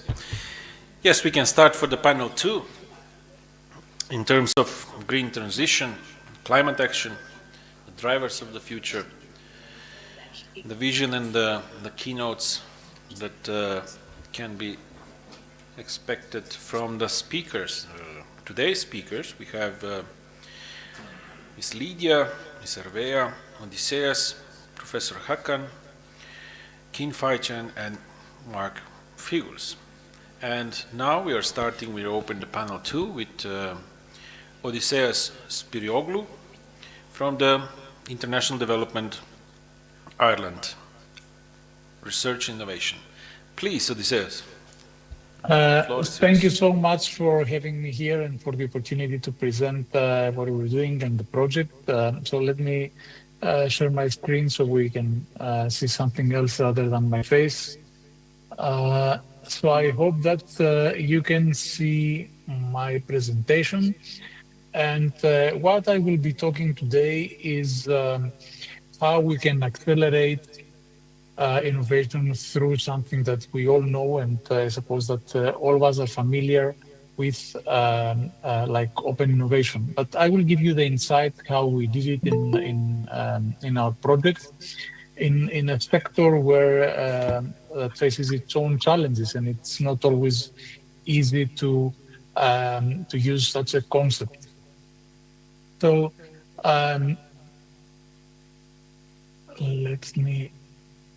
Okay, so the problems and challenges in the solar energy system, in the solar energy industry, are well known.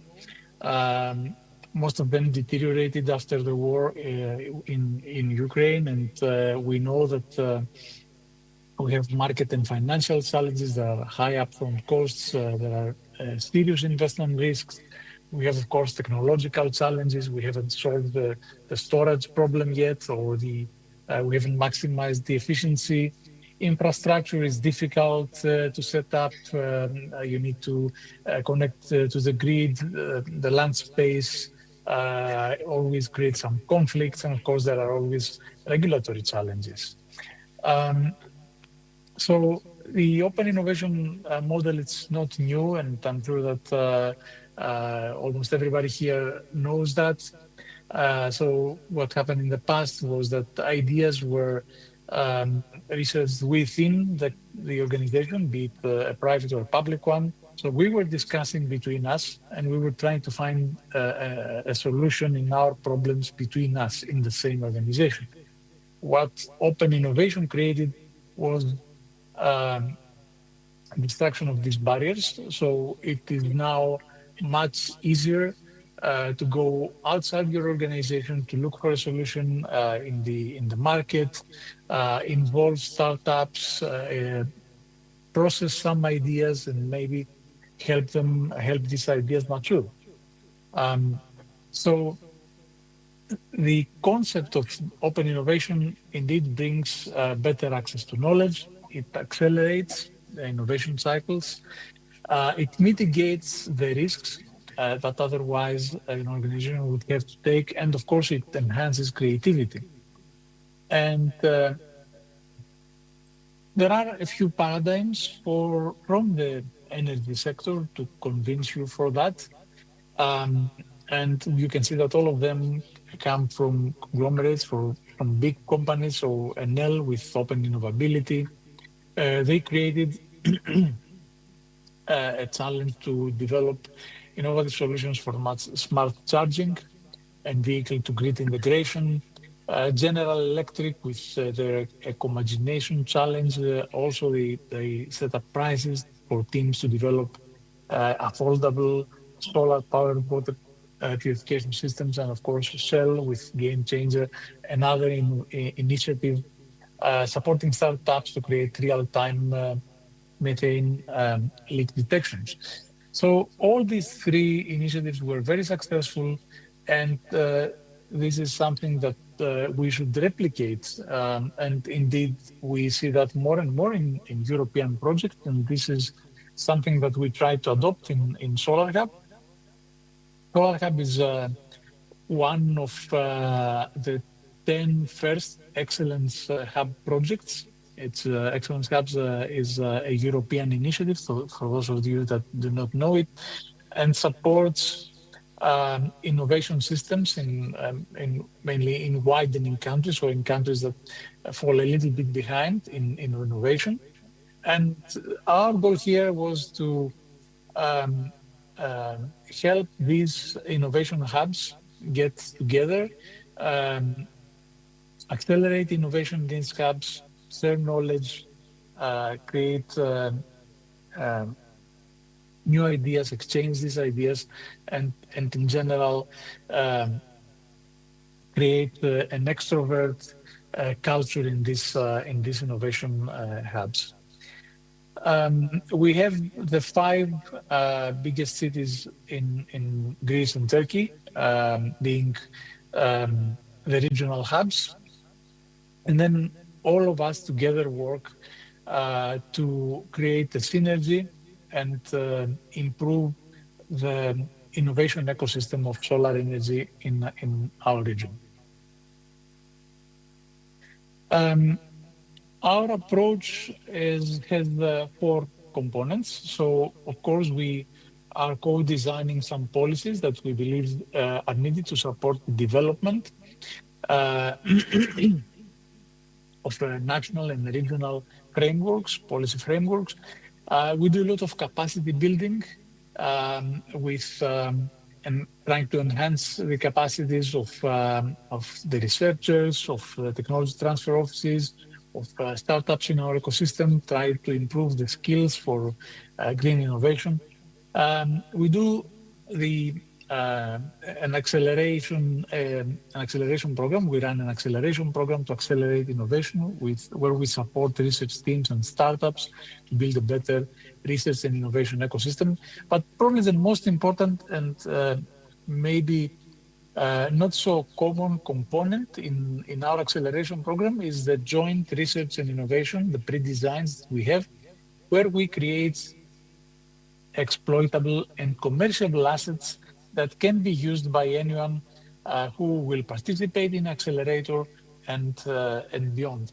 So we have top research institutions working together with industry to develop these four pre-designs in solar thermal, in PVs, PVs for agriculture. And the idea is that we can use these pre-designs to accelerate innovation. So a startup can come, can join the project, can use these pre-designs, can work with our partners, can incorporate them into their designs,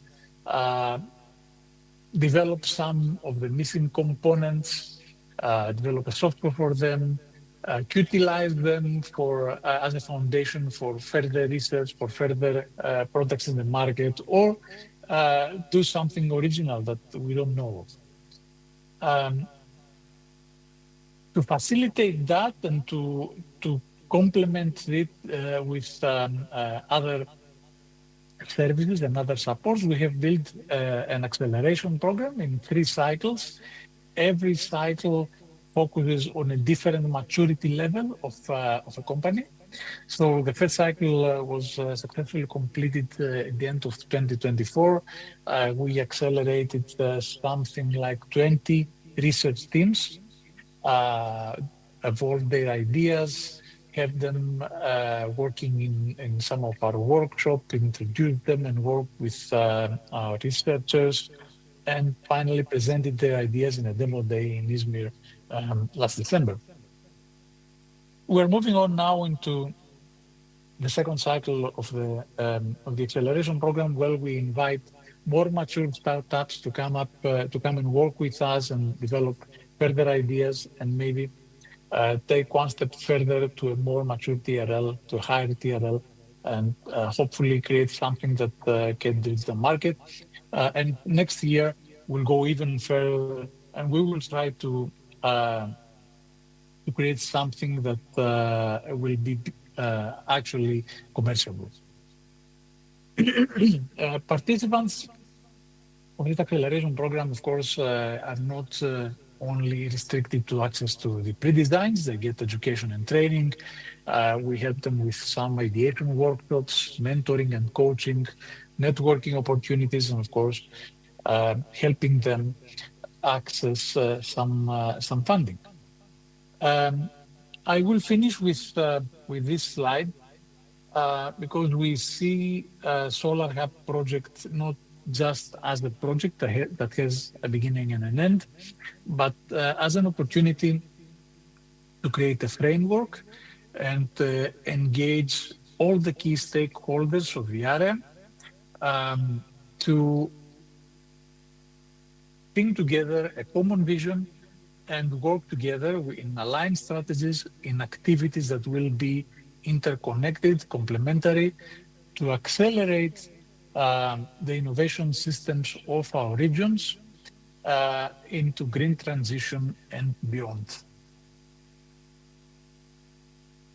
Thank you for your attention, and I'm open to any questions or any comments.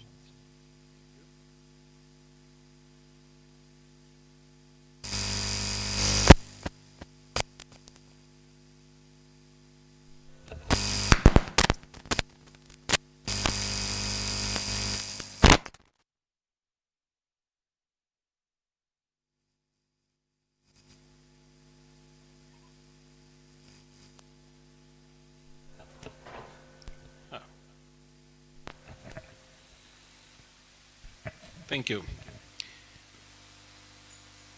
It was good to hear and to listen and to see the presentation of Odysseus. In one of our projects, we also have one partner from Ireland, two from Greece, two from Spain, two from Turkey. We have from Istanbul as well. And regarding the other projects, yes, even MIA and Ankara, have two others.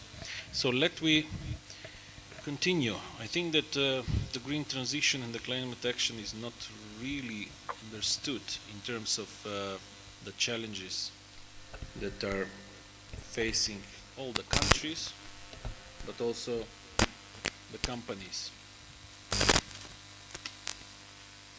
So in terms of the companies, let me see how is having a perspective from a Climate Pact ambassador.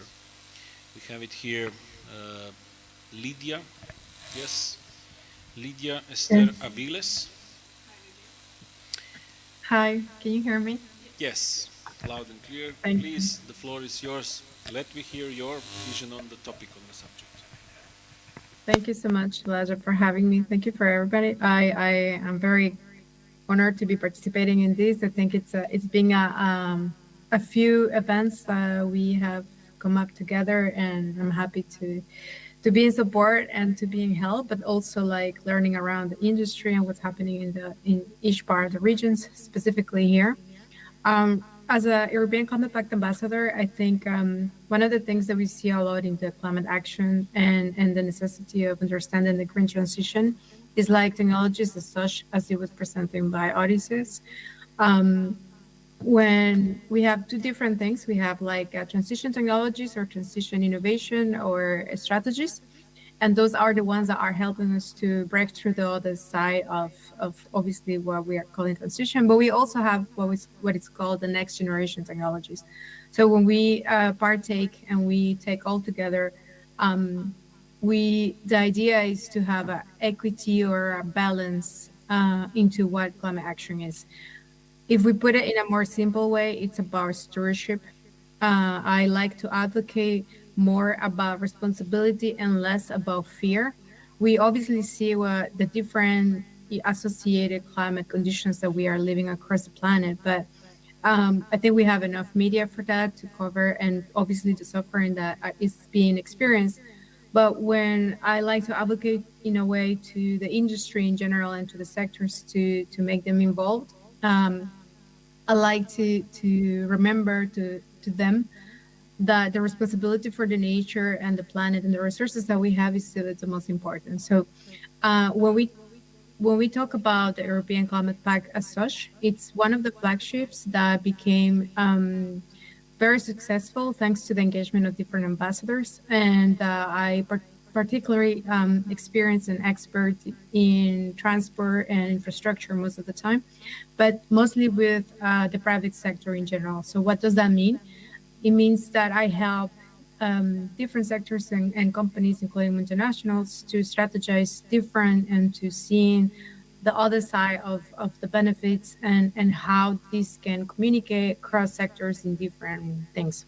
When we talk, for example, about energy, one of the big topics that I cover in my expertise, this involves partaking all the different industries, like energy touches everything. When we consider construction materials, when we consider infrastructure in general, transport, etc., we know that we need energy for that. And then previously discussed in the panels, we were discussing about AI and how AI can help or not, etc. But that also consumes a lot of energy. But there is also like the trust that we need to face to each other and trust all the different industries one another to help us collaborate into that direction. So that means also like, while obviously right now some of the things are taking a lot of energy, we also know that these companies are working into amending that problem as well. I think I don't know if there is a specific more question on that, but in my humble opinion, across the different regions that I work with, I think the emphasizing in the resources and responsibility over the planet things, it's more important than fear. Obviously, it's there, so we cannot just get it on notice. But all the countries have something specific and different type of strategies and different types of ideas, innovations that we need to work together. Otherwise, it doesn't make sense. Well, one Similar question, to different industries. if I may, for both of you, also Lydia and Odysseus. Yes. What would you suggest private sector to be involved to support and to help the public sector and to work towards climate neutral transition of cities? Because nowadays we are not talking about smart cities, we're talking about intelligent cities, because a lot of digitalization is present, technology is present. So both of you, what should be done by the private sector? Because we cannot wait only public sector to get the first step. I mean, of course, the drivers of the technology are the private sector and the entrepreneurs and the mind that it's working in this sector. So what is your suggestion? Yeah, Lydia I think first, Odyssey. and then I? Odyssey. Okay, Yes. sorry. Okay. I think kind of like pioneering this part, but not on purpose. It's just it was handed over a while ago. I think the necessity of private sector to engage. It's more about, it's not only about initiation, but I think sometimes we forget that the private sector, it's a lead. Like they are leading the industry, even if sometimes it doesn't feel like it. They have the customers, they have the business relationships going on, they have, potentially speaking, also the money moving around. So when the investment happens from a perspective of let's do something better for the next 3 years, as any other strategy inside any business development team will come around, taking into consideration what it's already needed, is not only about the where we can make more, but also where we can make less damage. And that eventually now with the new taxonomy that is coming out already on play, it's also the benefits for the company. But when the team is not, like up to date into these benefits, sometimes it looks like a burden. So the necessity of the private sector is the leader part. That again, it doesn't feel like it, but they are leading most of the time. So it's something that they need to advance in order to avoid clashes, I think, of the titans. Yes, now let me hear Odysseus. In generally, we can compare big cities like Ankara with the small cities, some in other countries. So what would be the active role of private sector, of the companies? Yeah, I would start with the complementarity, but I think that we need both sectors. And the private sector usually has a much shorter time frame. So the private sector will invest in a high TRL. So you need the private sector when you have something that is marketable, that is ready to go out and create profit. But in order to do that, you need the public sector to create the policies, the regulations, the infrastructures, to invest in things that are longer term, that have a time frame of, let's say, 10, 15, 20, 30 years, where the private sector will not even touch because it's too long for them. So we need to create that kind of complementarity between the private and the public sectors to achieve the best results that we want. Public sector will lead, and private sector then will come and will finalize the game. In terms of that, maybe I don't agree, because the private sector is the one that should lead in terms of ideas and to ask the regulation in terms of the business sectors and the business models. Because if we see through the history, we've seen that from one analysis that we were doing in a project was innovation was created in two ways: agriculture and military, thousands of years ago. So in that time also the drive for that was survival. Today is the same, just we have the system called policymakers, and the system called private sector, and the system called academic sector. But the main drive is also to survive or to create. So innovation, creativity, and survival are the three based drivers, and depends who is working where in which sector. If these three drivers are not met, then you cannot expect even from the private sector, even from the public sector to raise that. So in terms of talking about private sector, and let me hear Mr. Kin Fai Chan from Sunwise. Yes, please. You have a question. To add. Please.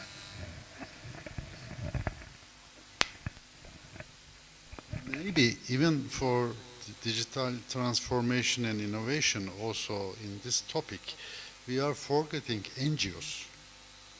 Yeah, I mean, NGOs can be very good bridges between private sector and public sector. Otherwise, yeah, I'm a non-profit, I say, therefore I don't count them as a private sector, but they are non-profit organizations, therefore. Yeah, but at least we can classify it as NGOs, then they should establish the bridge between profit organizations and public sector, okay? Okay, thank you. Sorry for disturbing. No, it's okay. It's good to contribute, of course. Yes, NGOs play a lot of roles throughout the world. They are part of private sector because people initiative privately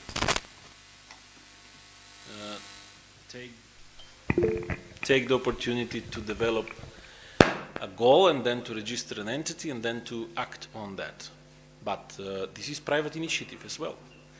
So that's why I'm saying that private sector should be the lead in terms of the development, innovation, and the change, the transition between one to another era or to a technology. Lydia now, is also raising her hand. Yeah, we see. Lydia, please. Yes, I would like to add something in complementary of what you were saying, Elijah. I think private sector, sometimes we forget, right? But those are the experts. People are in the ground, they are in the field, they're actually doing something, and the complementary of what is needed from the policymaker, it's obviously a necessity because we cannot do one without the other. But when we talk about the expertise in the field, who is actually doing the work, I think it's the private sector is the one that it's actually there, and the ones that could come up with, like the right feedbacks and saying like, that's a beautiful thing, but it's, to get there, we need this and this and that. So I think that the combination needs to be always there, and it should never be separated for whatever reason, right? Because one thing is the strategy and a different thing is implementation. And I think the private sector is the one that obviously implements. Then let me see another opinion. Kin Fai Chen, please. Kim Fai, can you hear us? Yes, yes, I can hear you.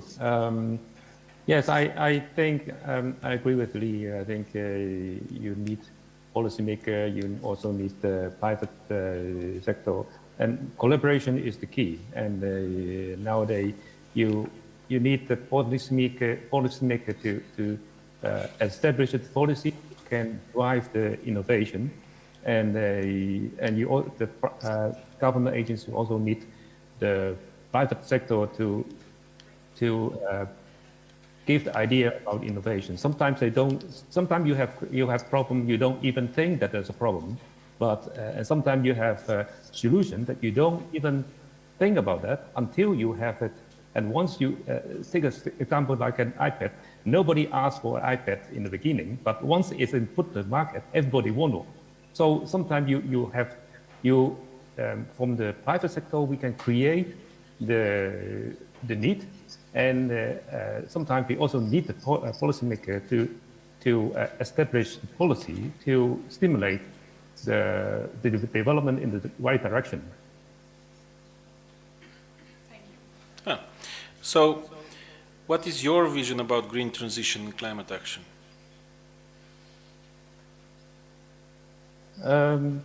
Yeah, I think there are a lot of interesting development now, but the important part is how to put the puzzles together.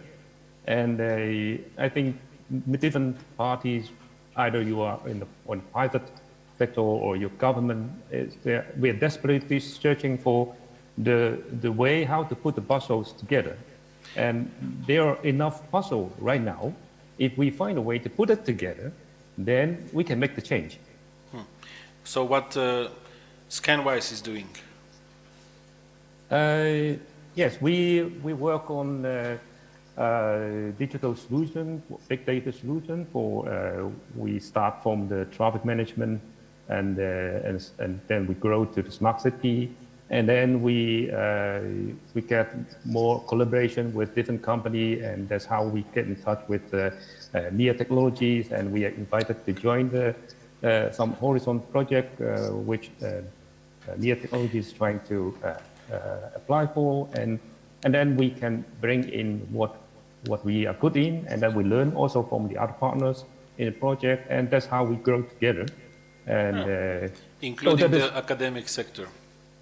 Yes, we collaborate a lot with the technical university in Delft, and we also from other project we also get in touch with other university. So that's why we are very glad to join a collaboration project with other partners. Good. So regarding academic sector, yes, I would like to invite Professor Hakan Kutoglu from Bülent Ecevit University. He's Vice Rector. Please, you can have a live speech with the microphone. Better to. Thank you very much, Chair. And also I would like to thank to MIA Technology for inviting me and giving this chance. And I am honored to be here and to be with you. May I use this computer? Of course. Yes. We can have you here because he will. Yeah, of course. We can change the microphone. Yeah. Yes. Today, I would like to talk to you about digital Earth from space. Dear participants, ladies and gentlemen, in our daily life, we don't aware, but every second of every day, there are numerous satellites rotating our overhead, recording our little blue, maybe nowadays green world. You could almost think that Earth has its own paparazzi, a fleet of tireless observers capturing every twist and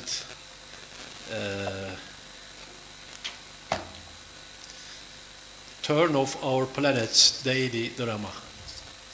That's essentially what global Earth observing satellites do, but they have a much better purpose than filling tabloids. These sophisticated wonders in orbit are eyes in the sky, tracking everything from melting glaciers to bustling cities and keeping us abreast of changes in our world in real time. As you see in this slide, you see only the missions of the European Space Agency. Also, there are numerous satellites, for instance, from NASA. Yes, we can classify these missions into 6 groups. One, environmental monitoring activities, climate change analysis, disaster management, urban development, agriculture and food security, ocean and atmospheric studies. Using satellite missions, using satellite gathering using satellite data, we can do early warning against geological hazards or hydrological hazards and etc. Also, we can carry out sustainable developments, and also we can do global collaborations and scientific advancements.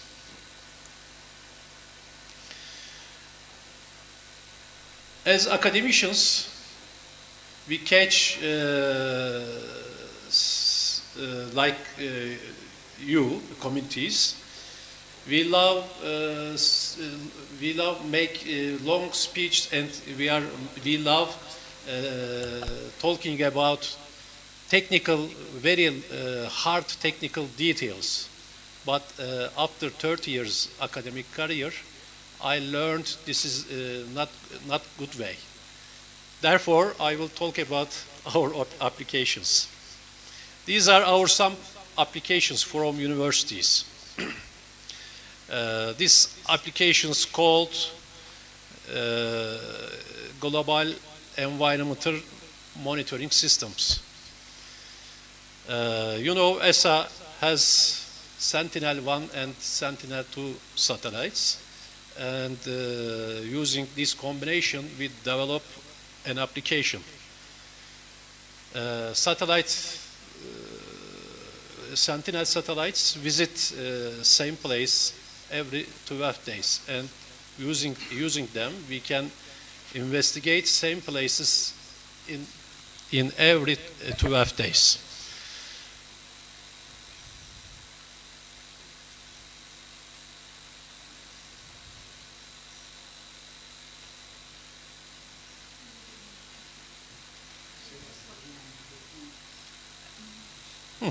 It's not right there. Buradan görürsünüz ama ekrana bunu yansıtıyor. Öyle mi? Ne yapacağız?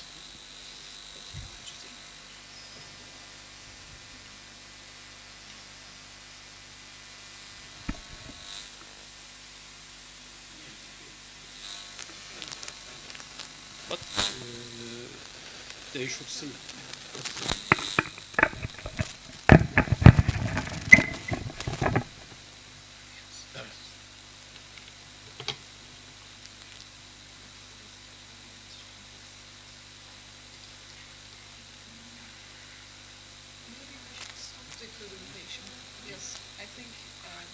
use the presentation because it's on.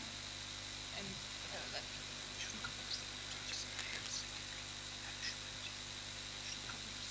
Gel.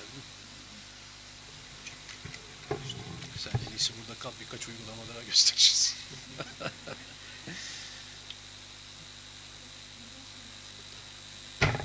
Yes. Okay.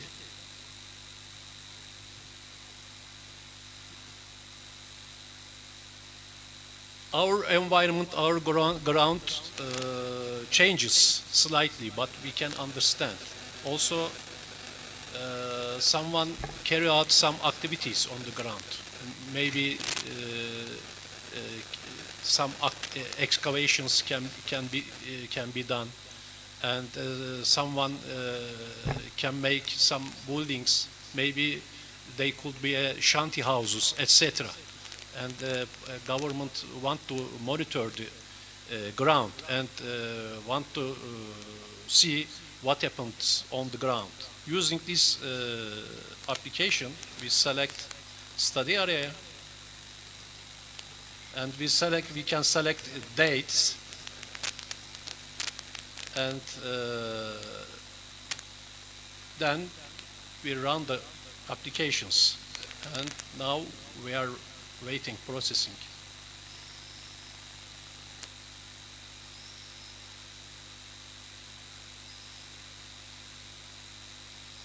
And you see some places turn to blue or red. Red means there happened some mass increase. Maybe someone make some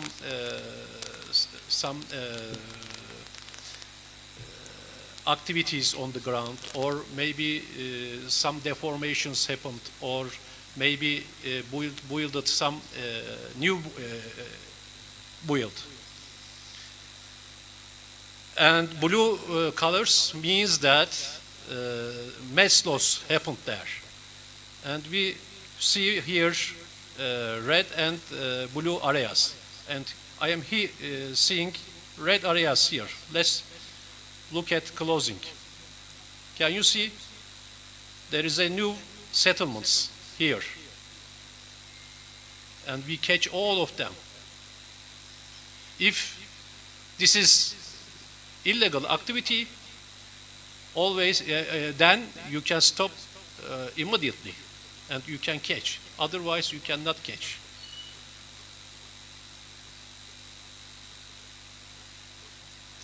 And here landslide area in Istanbul. It's called Büyükçekmece, and we can see some ground movements here. We can catch slight movements, ground movements, and also we can catch human-made activities. Also, last month, an landslide happened in the city of Ordu, and we tried this software there, and we catched some strain cracks on the ground before landslide activation. Also, we can detect coastal erosions. Also, we can detect snow changes on the mountains using this activity. Therefore, it is very beneficial software. Great. Let we now have a question about it. Yeah. We can take a vision of Mr. Mark Figulus, and then I have a question for you and for him. Mm-hmm. And it's something connected with the thing that projects can finance such activities and know-how to be spread throughout other countries as well, because also these problems in other countries as well. Yeah. Earthquake area is also the whole Mediterranean, not just Turkey. So let we have online Mark Figulus from Spain, from Factual. They are not hearing us right now. A moment. Mark, can you hear us? Now, yes. Okay. Great. Hello. Hello. Yes, please. Can you share your vision about the climate action, the green transition, and the tools that can be used? Because now we've seen one of the projects and efforts that Professor explicitly show us how we can visually see the movements of the soil. So, what is your part? And then I have a question for both of you. Well, if I may, I would like to share my screen. Yes, yes. I will. Exactly. I will talk about mobility, and I will add some aspects that are going in depth with this cooperation about public and private companies. So my company, Factual, is an innovation consultancy focused on mobility. We are cooperating from time to time with MIA Technology and so on. We are working with directly with the cities at international level. We are active in research projects. And when we spot any opportunity, when we spot any gap or any room to improve, we try to translate it into an opportunity and develop a new mobility service. And that's why I'm saying that we need these European funds, but at the same time, we are putting on the table some innovative aspects to change a little bit the current status. And I would like to talk about a couple of examples, real-world examples. So from, for example, one is on-demand transport platform, NEMI.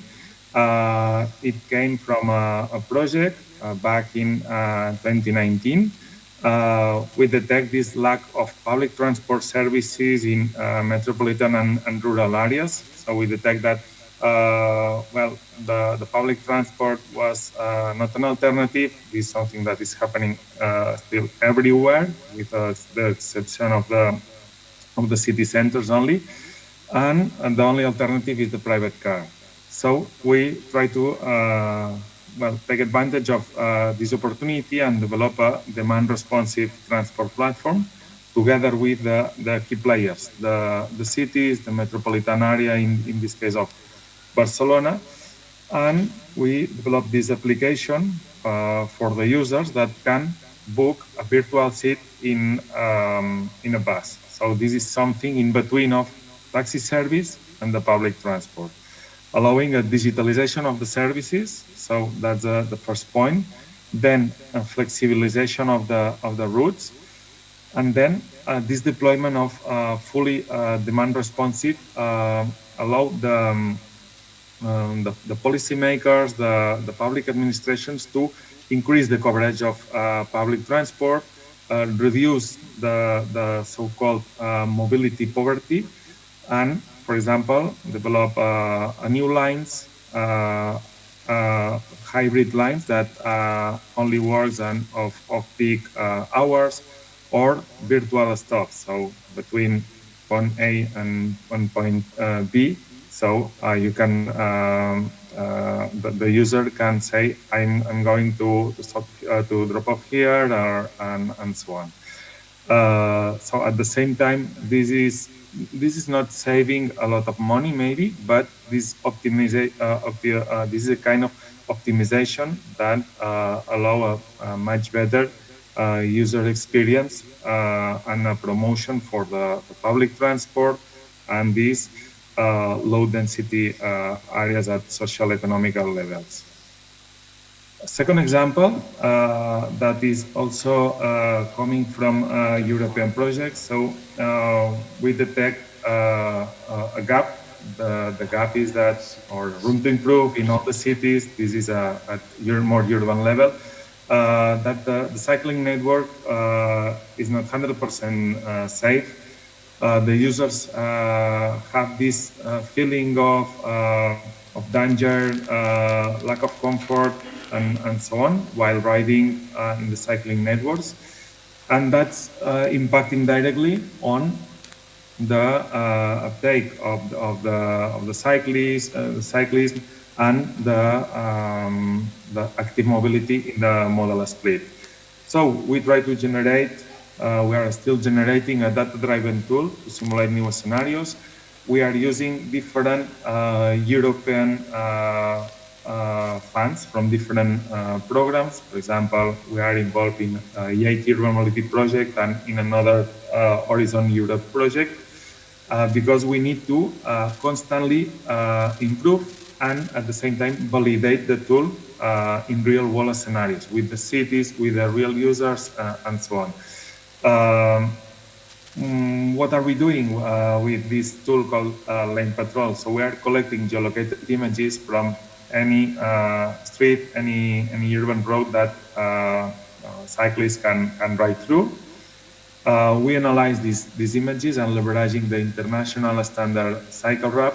And with this information, we are adding qualitative and quantitative information for policymakers in terms to assess, so knowing what are the, or what is in this term, the road safety performance of their cycling network, and at the same time, develop a simulation tool for testing new scenarios. So what will happen if in this road that we haven't implemented any cycling infrastructure, what will happen if we add some delineation, if we reduce the speed of motorized traffic, if it's in mixed traffic conditions, what will happen if we develop a new segregated bike lane, and so on. And in order to keep continuing this continuous improvement, we develop, or we are still developing a digital tool for cities.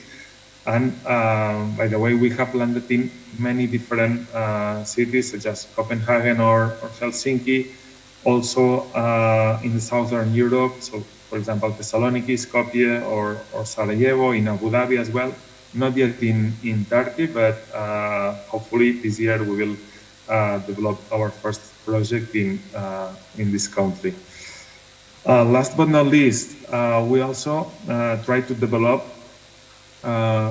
pilots, real-world pilots in the cities. So we try to generate projects like this one, Relocate. I would like to also give you some examples where we have 3 different types of cities, so lead cities to demonstrate something that is already working, twin cities that are replicating same things that the lead cities are doing, and new cascade cities that are learning all the contents and develop replication plans in different domains. So safety and sustainable schools, tactical spatial location, which is very important, and traffic reorganization.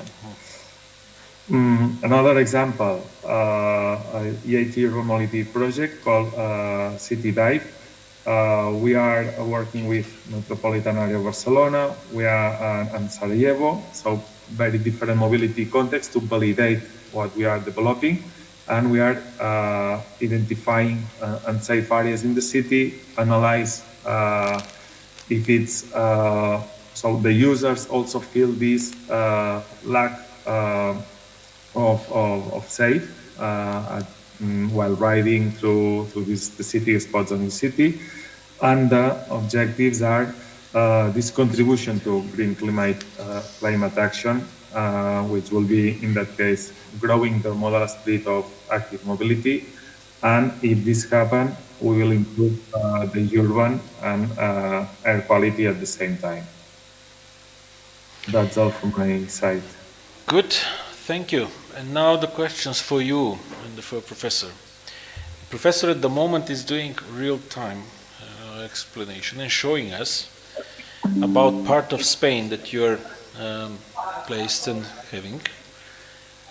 So the technology that you're talking about is used differently in 2 different projects. And then the main point of my question was, in terms of the smart or the intelligent cities, how you can share the data or the project or the experience between the 2 projects to another new third project, and to be in favor of the policymakers or the regional government to much better implement or to define the budgets and the policymakers for the cities, including these challenges and these problems in terms of dangerous as well, because it's earthquake unstable area. The whole Mediterranean, avalanche as well, depends, but this is for the cities, because mainly cities are having dense population. The mountains, not if there is an avalanche, it's okay, but the main problem are the big cities, including the infrastructure, the waste, the water waste, the people that are moving, so all the infrastructure can be displaced, and this makes a lot of problems. So in terms of the definition, our job from these 2 days is also to define some project ideas. And the question is how you can cooperate on with the same technology, but for a third project for the cities. Together. What together with, yes, together. We are open.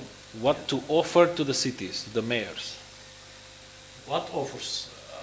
Actually, I offer mayors using technologies like this, because if they use these technologies, can take actions immediately. Yeah, of course. You can see some ground movements and some building deformations before at the beginning, and you can take actions before people suffers from the danger. And this can be real time to inform Actually, people at not least? real time, but in near real time, because satellites visit same places in 12 days. Okay. So this means that you can combine the innovation part. Okay, and one question for you, Mark. What was the budget for this project that you're presenting? Which one? There are different budgets, but for example, that one with more than 15 pilots in 10 cities, the budget is, in that case, is 12 million for all the project partners. We are how many partners? More than 40 partners, okay. And in total 10 cities plus the new cascade cities that are joining us. Good. Then now Professor is much more eager to know more about the 10 cities and how to offer this kind of technology, what we are seeing now. So this is in time of 12, 14, 16 days? Actually, this is air pollution, another application. Another? Yeah. This is much more active for the cities. Yeah.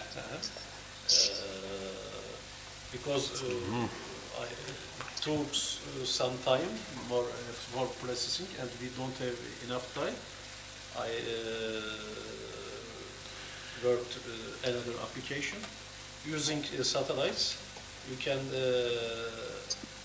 can see how our regions polluted by the emissions, and you can Good. see we can measure air pollution every day over the cities.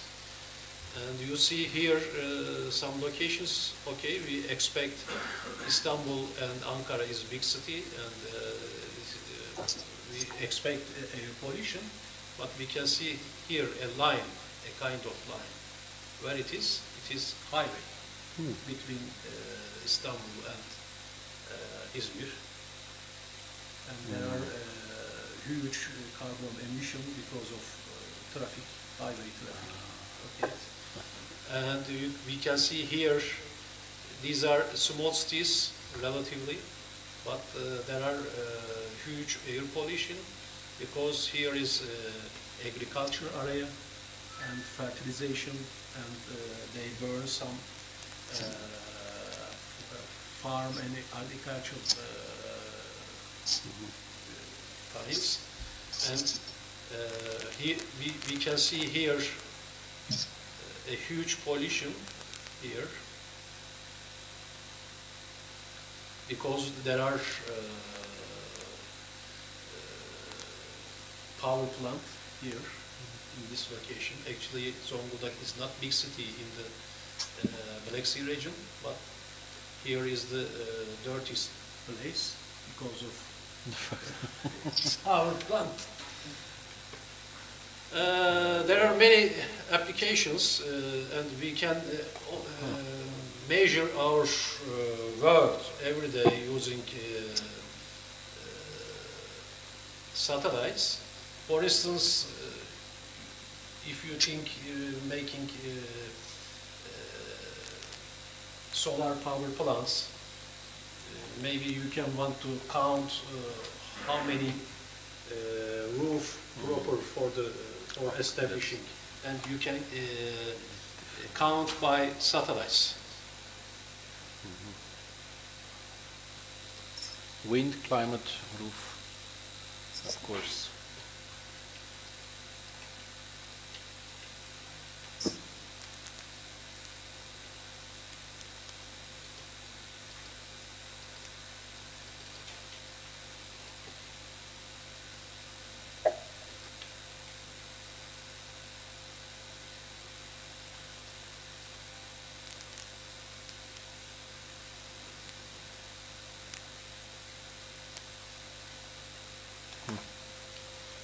The program counts the roof types.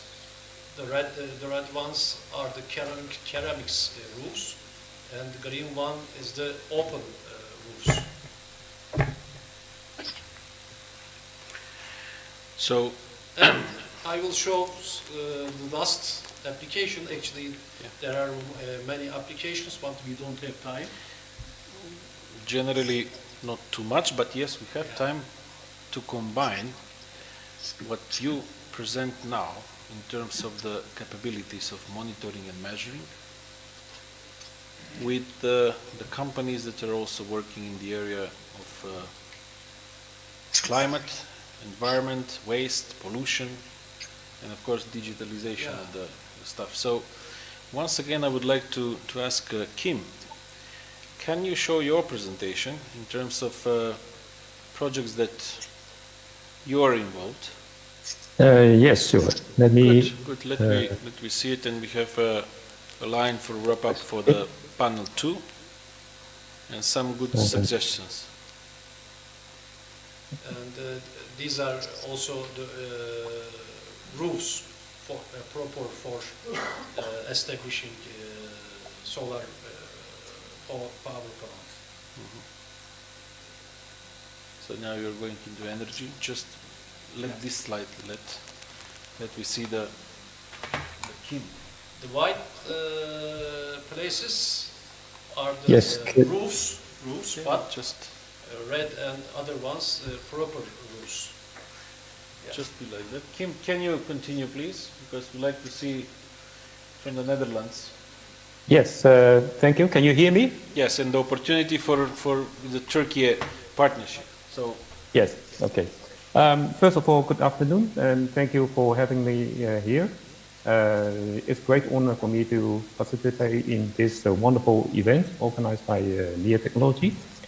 Let me first introduce myself. I'm Kim Chen from Sandwise in the Netherlands. My background is include managing large-scale IT projects at the Dutch Highway Agency, the province of Utrecht, and the province of South Holland. Several years ago, I started an entrepreneurial journey, founding a company dedicated to smart mobility and smart city. This slide shows the pollution map of the Netherlands over the past decade.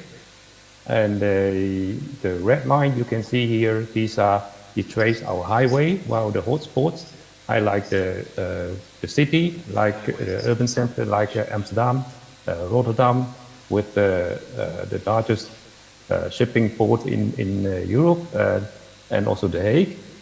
And what we obviously noticed is that the traffic and the industry are the dominant contribution to pollution. And when I look at this different years, I thought we make a very good job, but did was actually the pandemic at 2020. And during the pandemic, a lot of traffic are restricted. So we see a lot of a certain reduction in the pollution. So all this together, it emphasizes actually traffic and industry are the key contributor to pollution. And the key to reduce pollution is to reduce the number of cars on the road. As I told you, I have been working for the different road authorities from highway agency to provinces, and the primary mission of the road authorities to ensure smooth and efficient traffic flow. And they accomplish this by expanding roads network. They implement traffic management solutions, incident management solutions, and additionally they provide real-time traffic information and also roadwork information to road users, so that they can make more informed decisions. At Sandwise, we help the road authorities to innovate and enhance their primary operations. One of the projects we have done is to develop a solution for incident management. The incident management is actually the critical task of road authorities. It requires traffic managers to make swift decisions, such as when to close a lane or dispatch towing trucks and ambulances. Every minute of delay in securing an accident scene can result in an additional 7 kilometers of traffic congestion. Unfortunately, the current approach of the road authorities are reactive, and the crowdsourced alerts like Waze are not useful for them because of the high volume of false alarm. An existing camera system, they use it only manually, and only 3% of accidents can be detected by the traffic managers. So I always get the question about, doesn't Google already have a solution for this? And the answer is no. That's why we developed the smart roads solution. And the difference between this, that the most navigation system like Google or TomTom, they focus on the consumer users, and their solution and their application is not applicable for traffic managers to make swift decisions about when to start the incident management process. So to bridge this gap, we developed a solution which can use real-time traffic information, traffic data, to give actionable triggers to when to react. We did the pilot for the province of Brabant, and we demonstrate that the solution can be, it's actually a 24-hour, 7 days solution. It can automatically detect accident throughout the day, and because the traffic data doesn't slip. In the pilot, we demonstrated that the solution has the potential to reduce the response time by 5 to 19 minutes compared to the current process. We achieved a hit rate of 81% with 0 false alarm. Moreover, the system is highly scalable. It offers robust solution support for the road safety operation. Another project we work for is for the province of South Holland. In South Holland, there's a lot of horticulture industry, growing flowers or fresh vegetable, and the province want to facilitate this industry to transport the fresh food and fresh flower as soon as possible. And that's why they implement the intelligent traffic light system. And you see this traffic light system from the system, you see how it reacts. And then in the trucks, the driver can have they have the app, we can communicate with the traffic light system.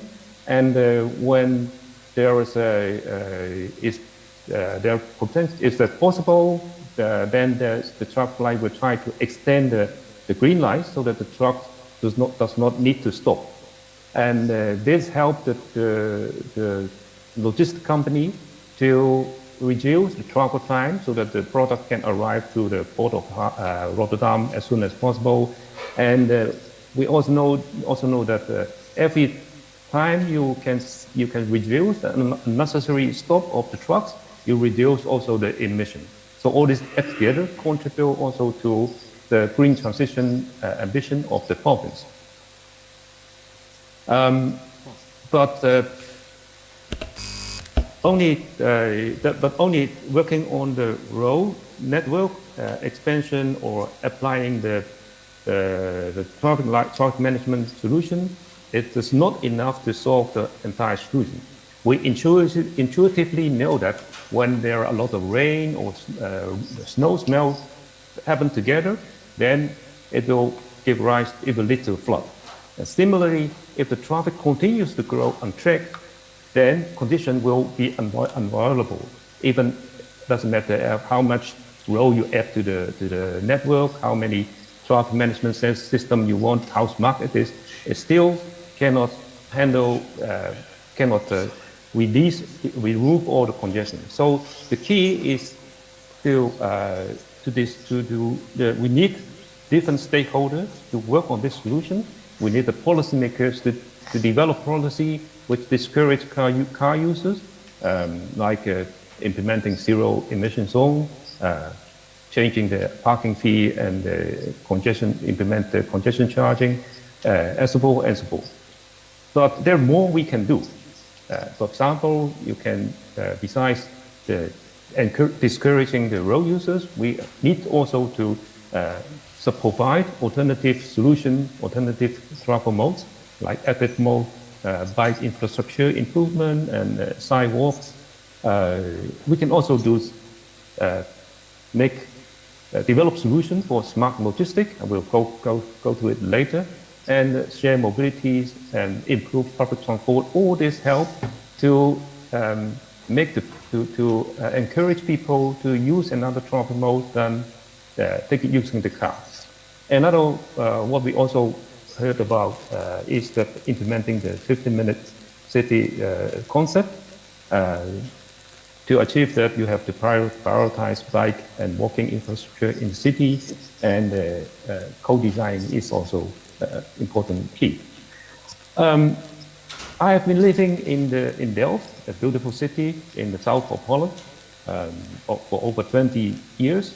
I've witnessed that this remarkable shift from a car-centric city to a green urban environment.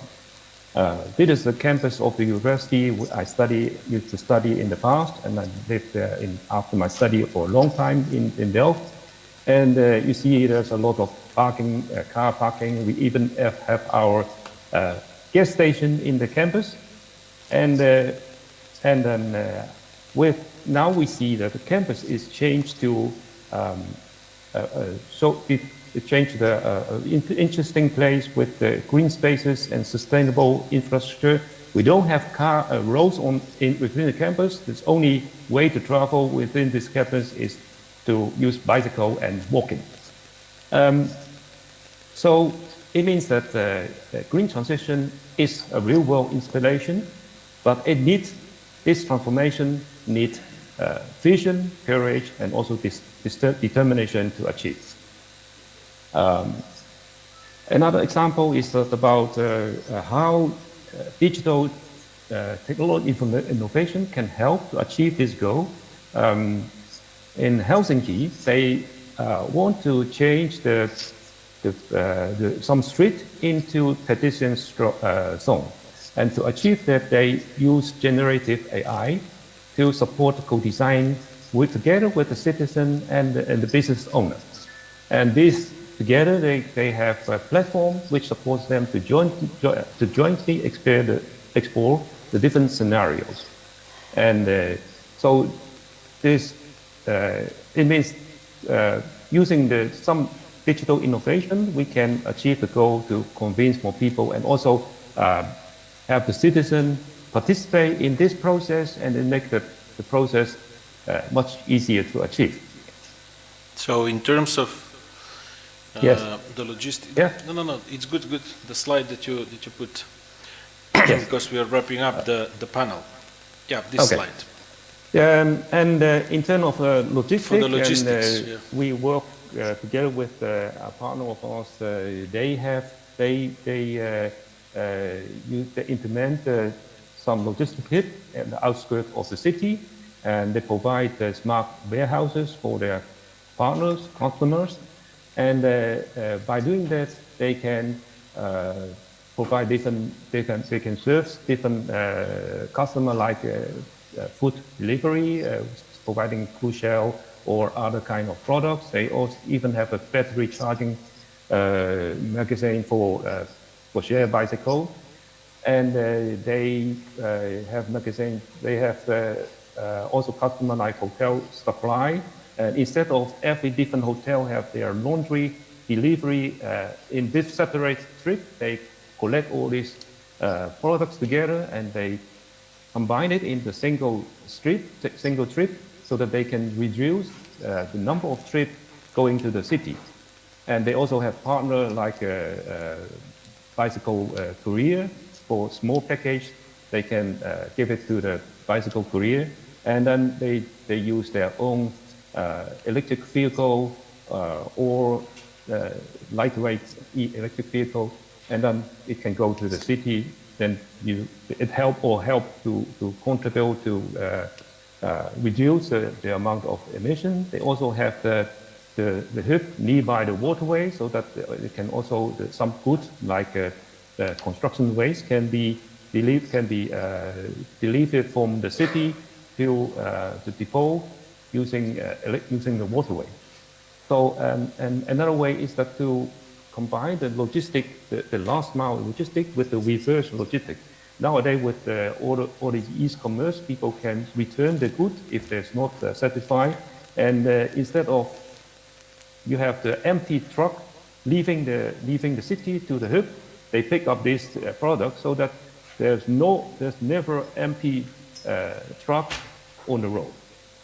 So by using this kind of innovation, you can efficiently reduce the number of cars in the city, reduce the congestion, and reduce the emission. So you, excuse me. Yeah. You gave us 4 examples. You gave us 4 things that are based on your experience previously.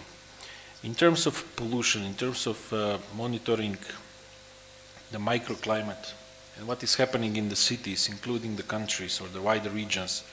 Now we've seen that you're using same technology on some topics, on some sectors. And we've seen that also Professor here has this tool in development to use and to analyze over the satellite imaging. So we've seen that now here in these panel 2 topics about the green transition and climate action. One thing is climate neutral transition of cities, and it means that private sector should help the cities, especially big cities, in terms of intelligence, in terms of creating or transiting to the intelligent city. So this area would be something that we should discuss in the next days, because all the participants here and all the involved in the event, first we should see which can be partners in these topics, in these projects. And while this phase of designing the project is ongoing, it is valuable what you have shown now, because Professor is using satellite imaging in terms of pollution, and you have some other aspect of that. So probably that it's good to combine, at least for pollution, 2 applications that are connected to the big cities and small cities, because we have also to deliver some support for them too.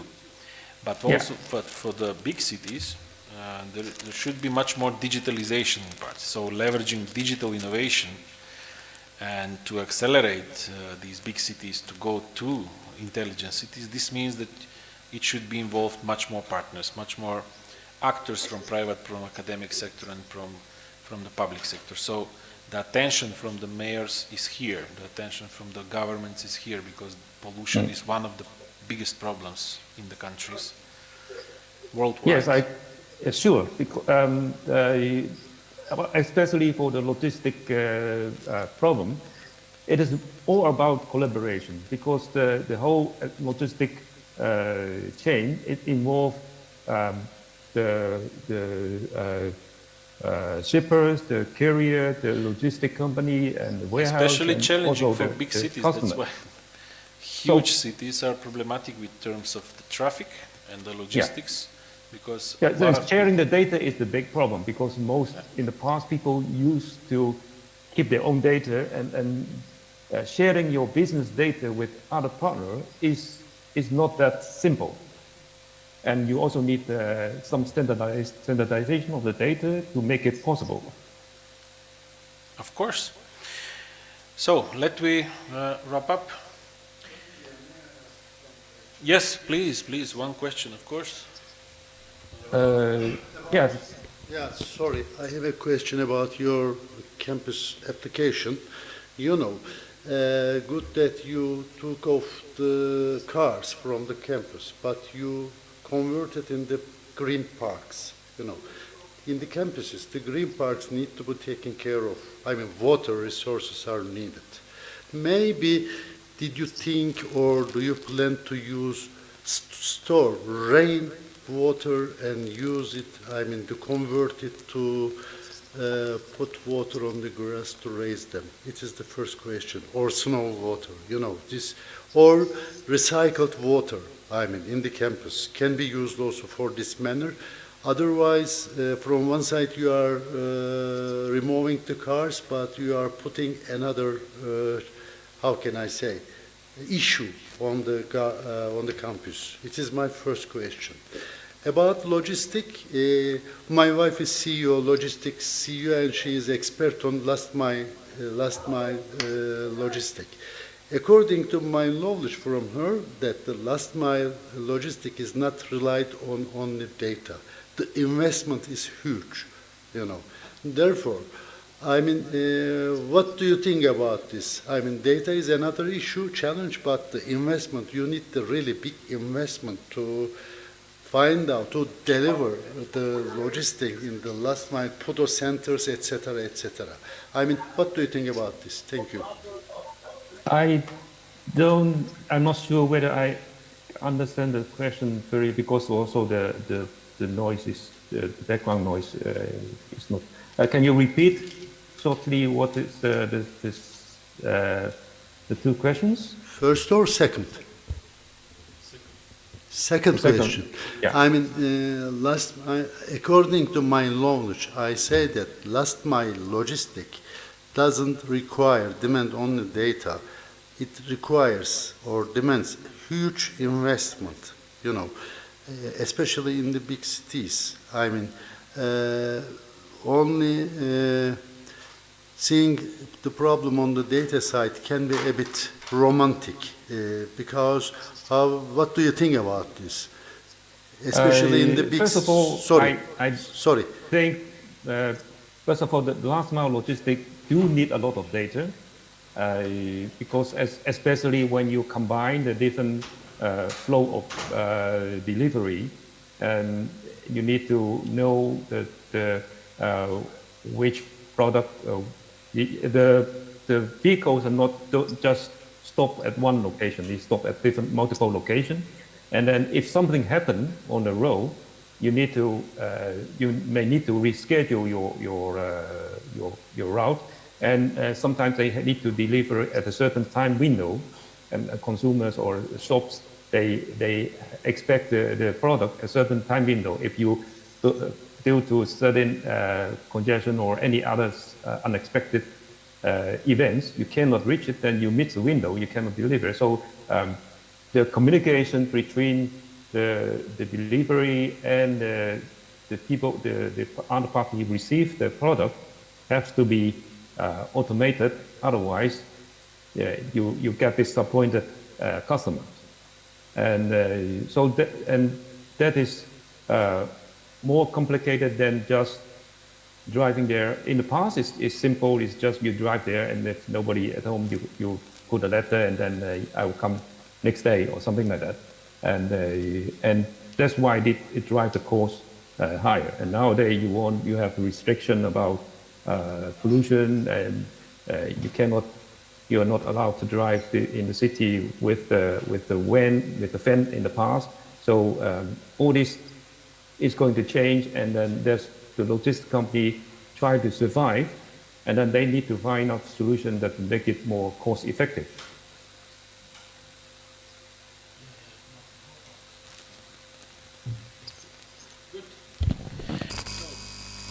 I would like to close the panel to thank a lot for the speakers, for their vision, for their thoughts and remarks that were given to the topic and to this panel.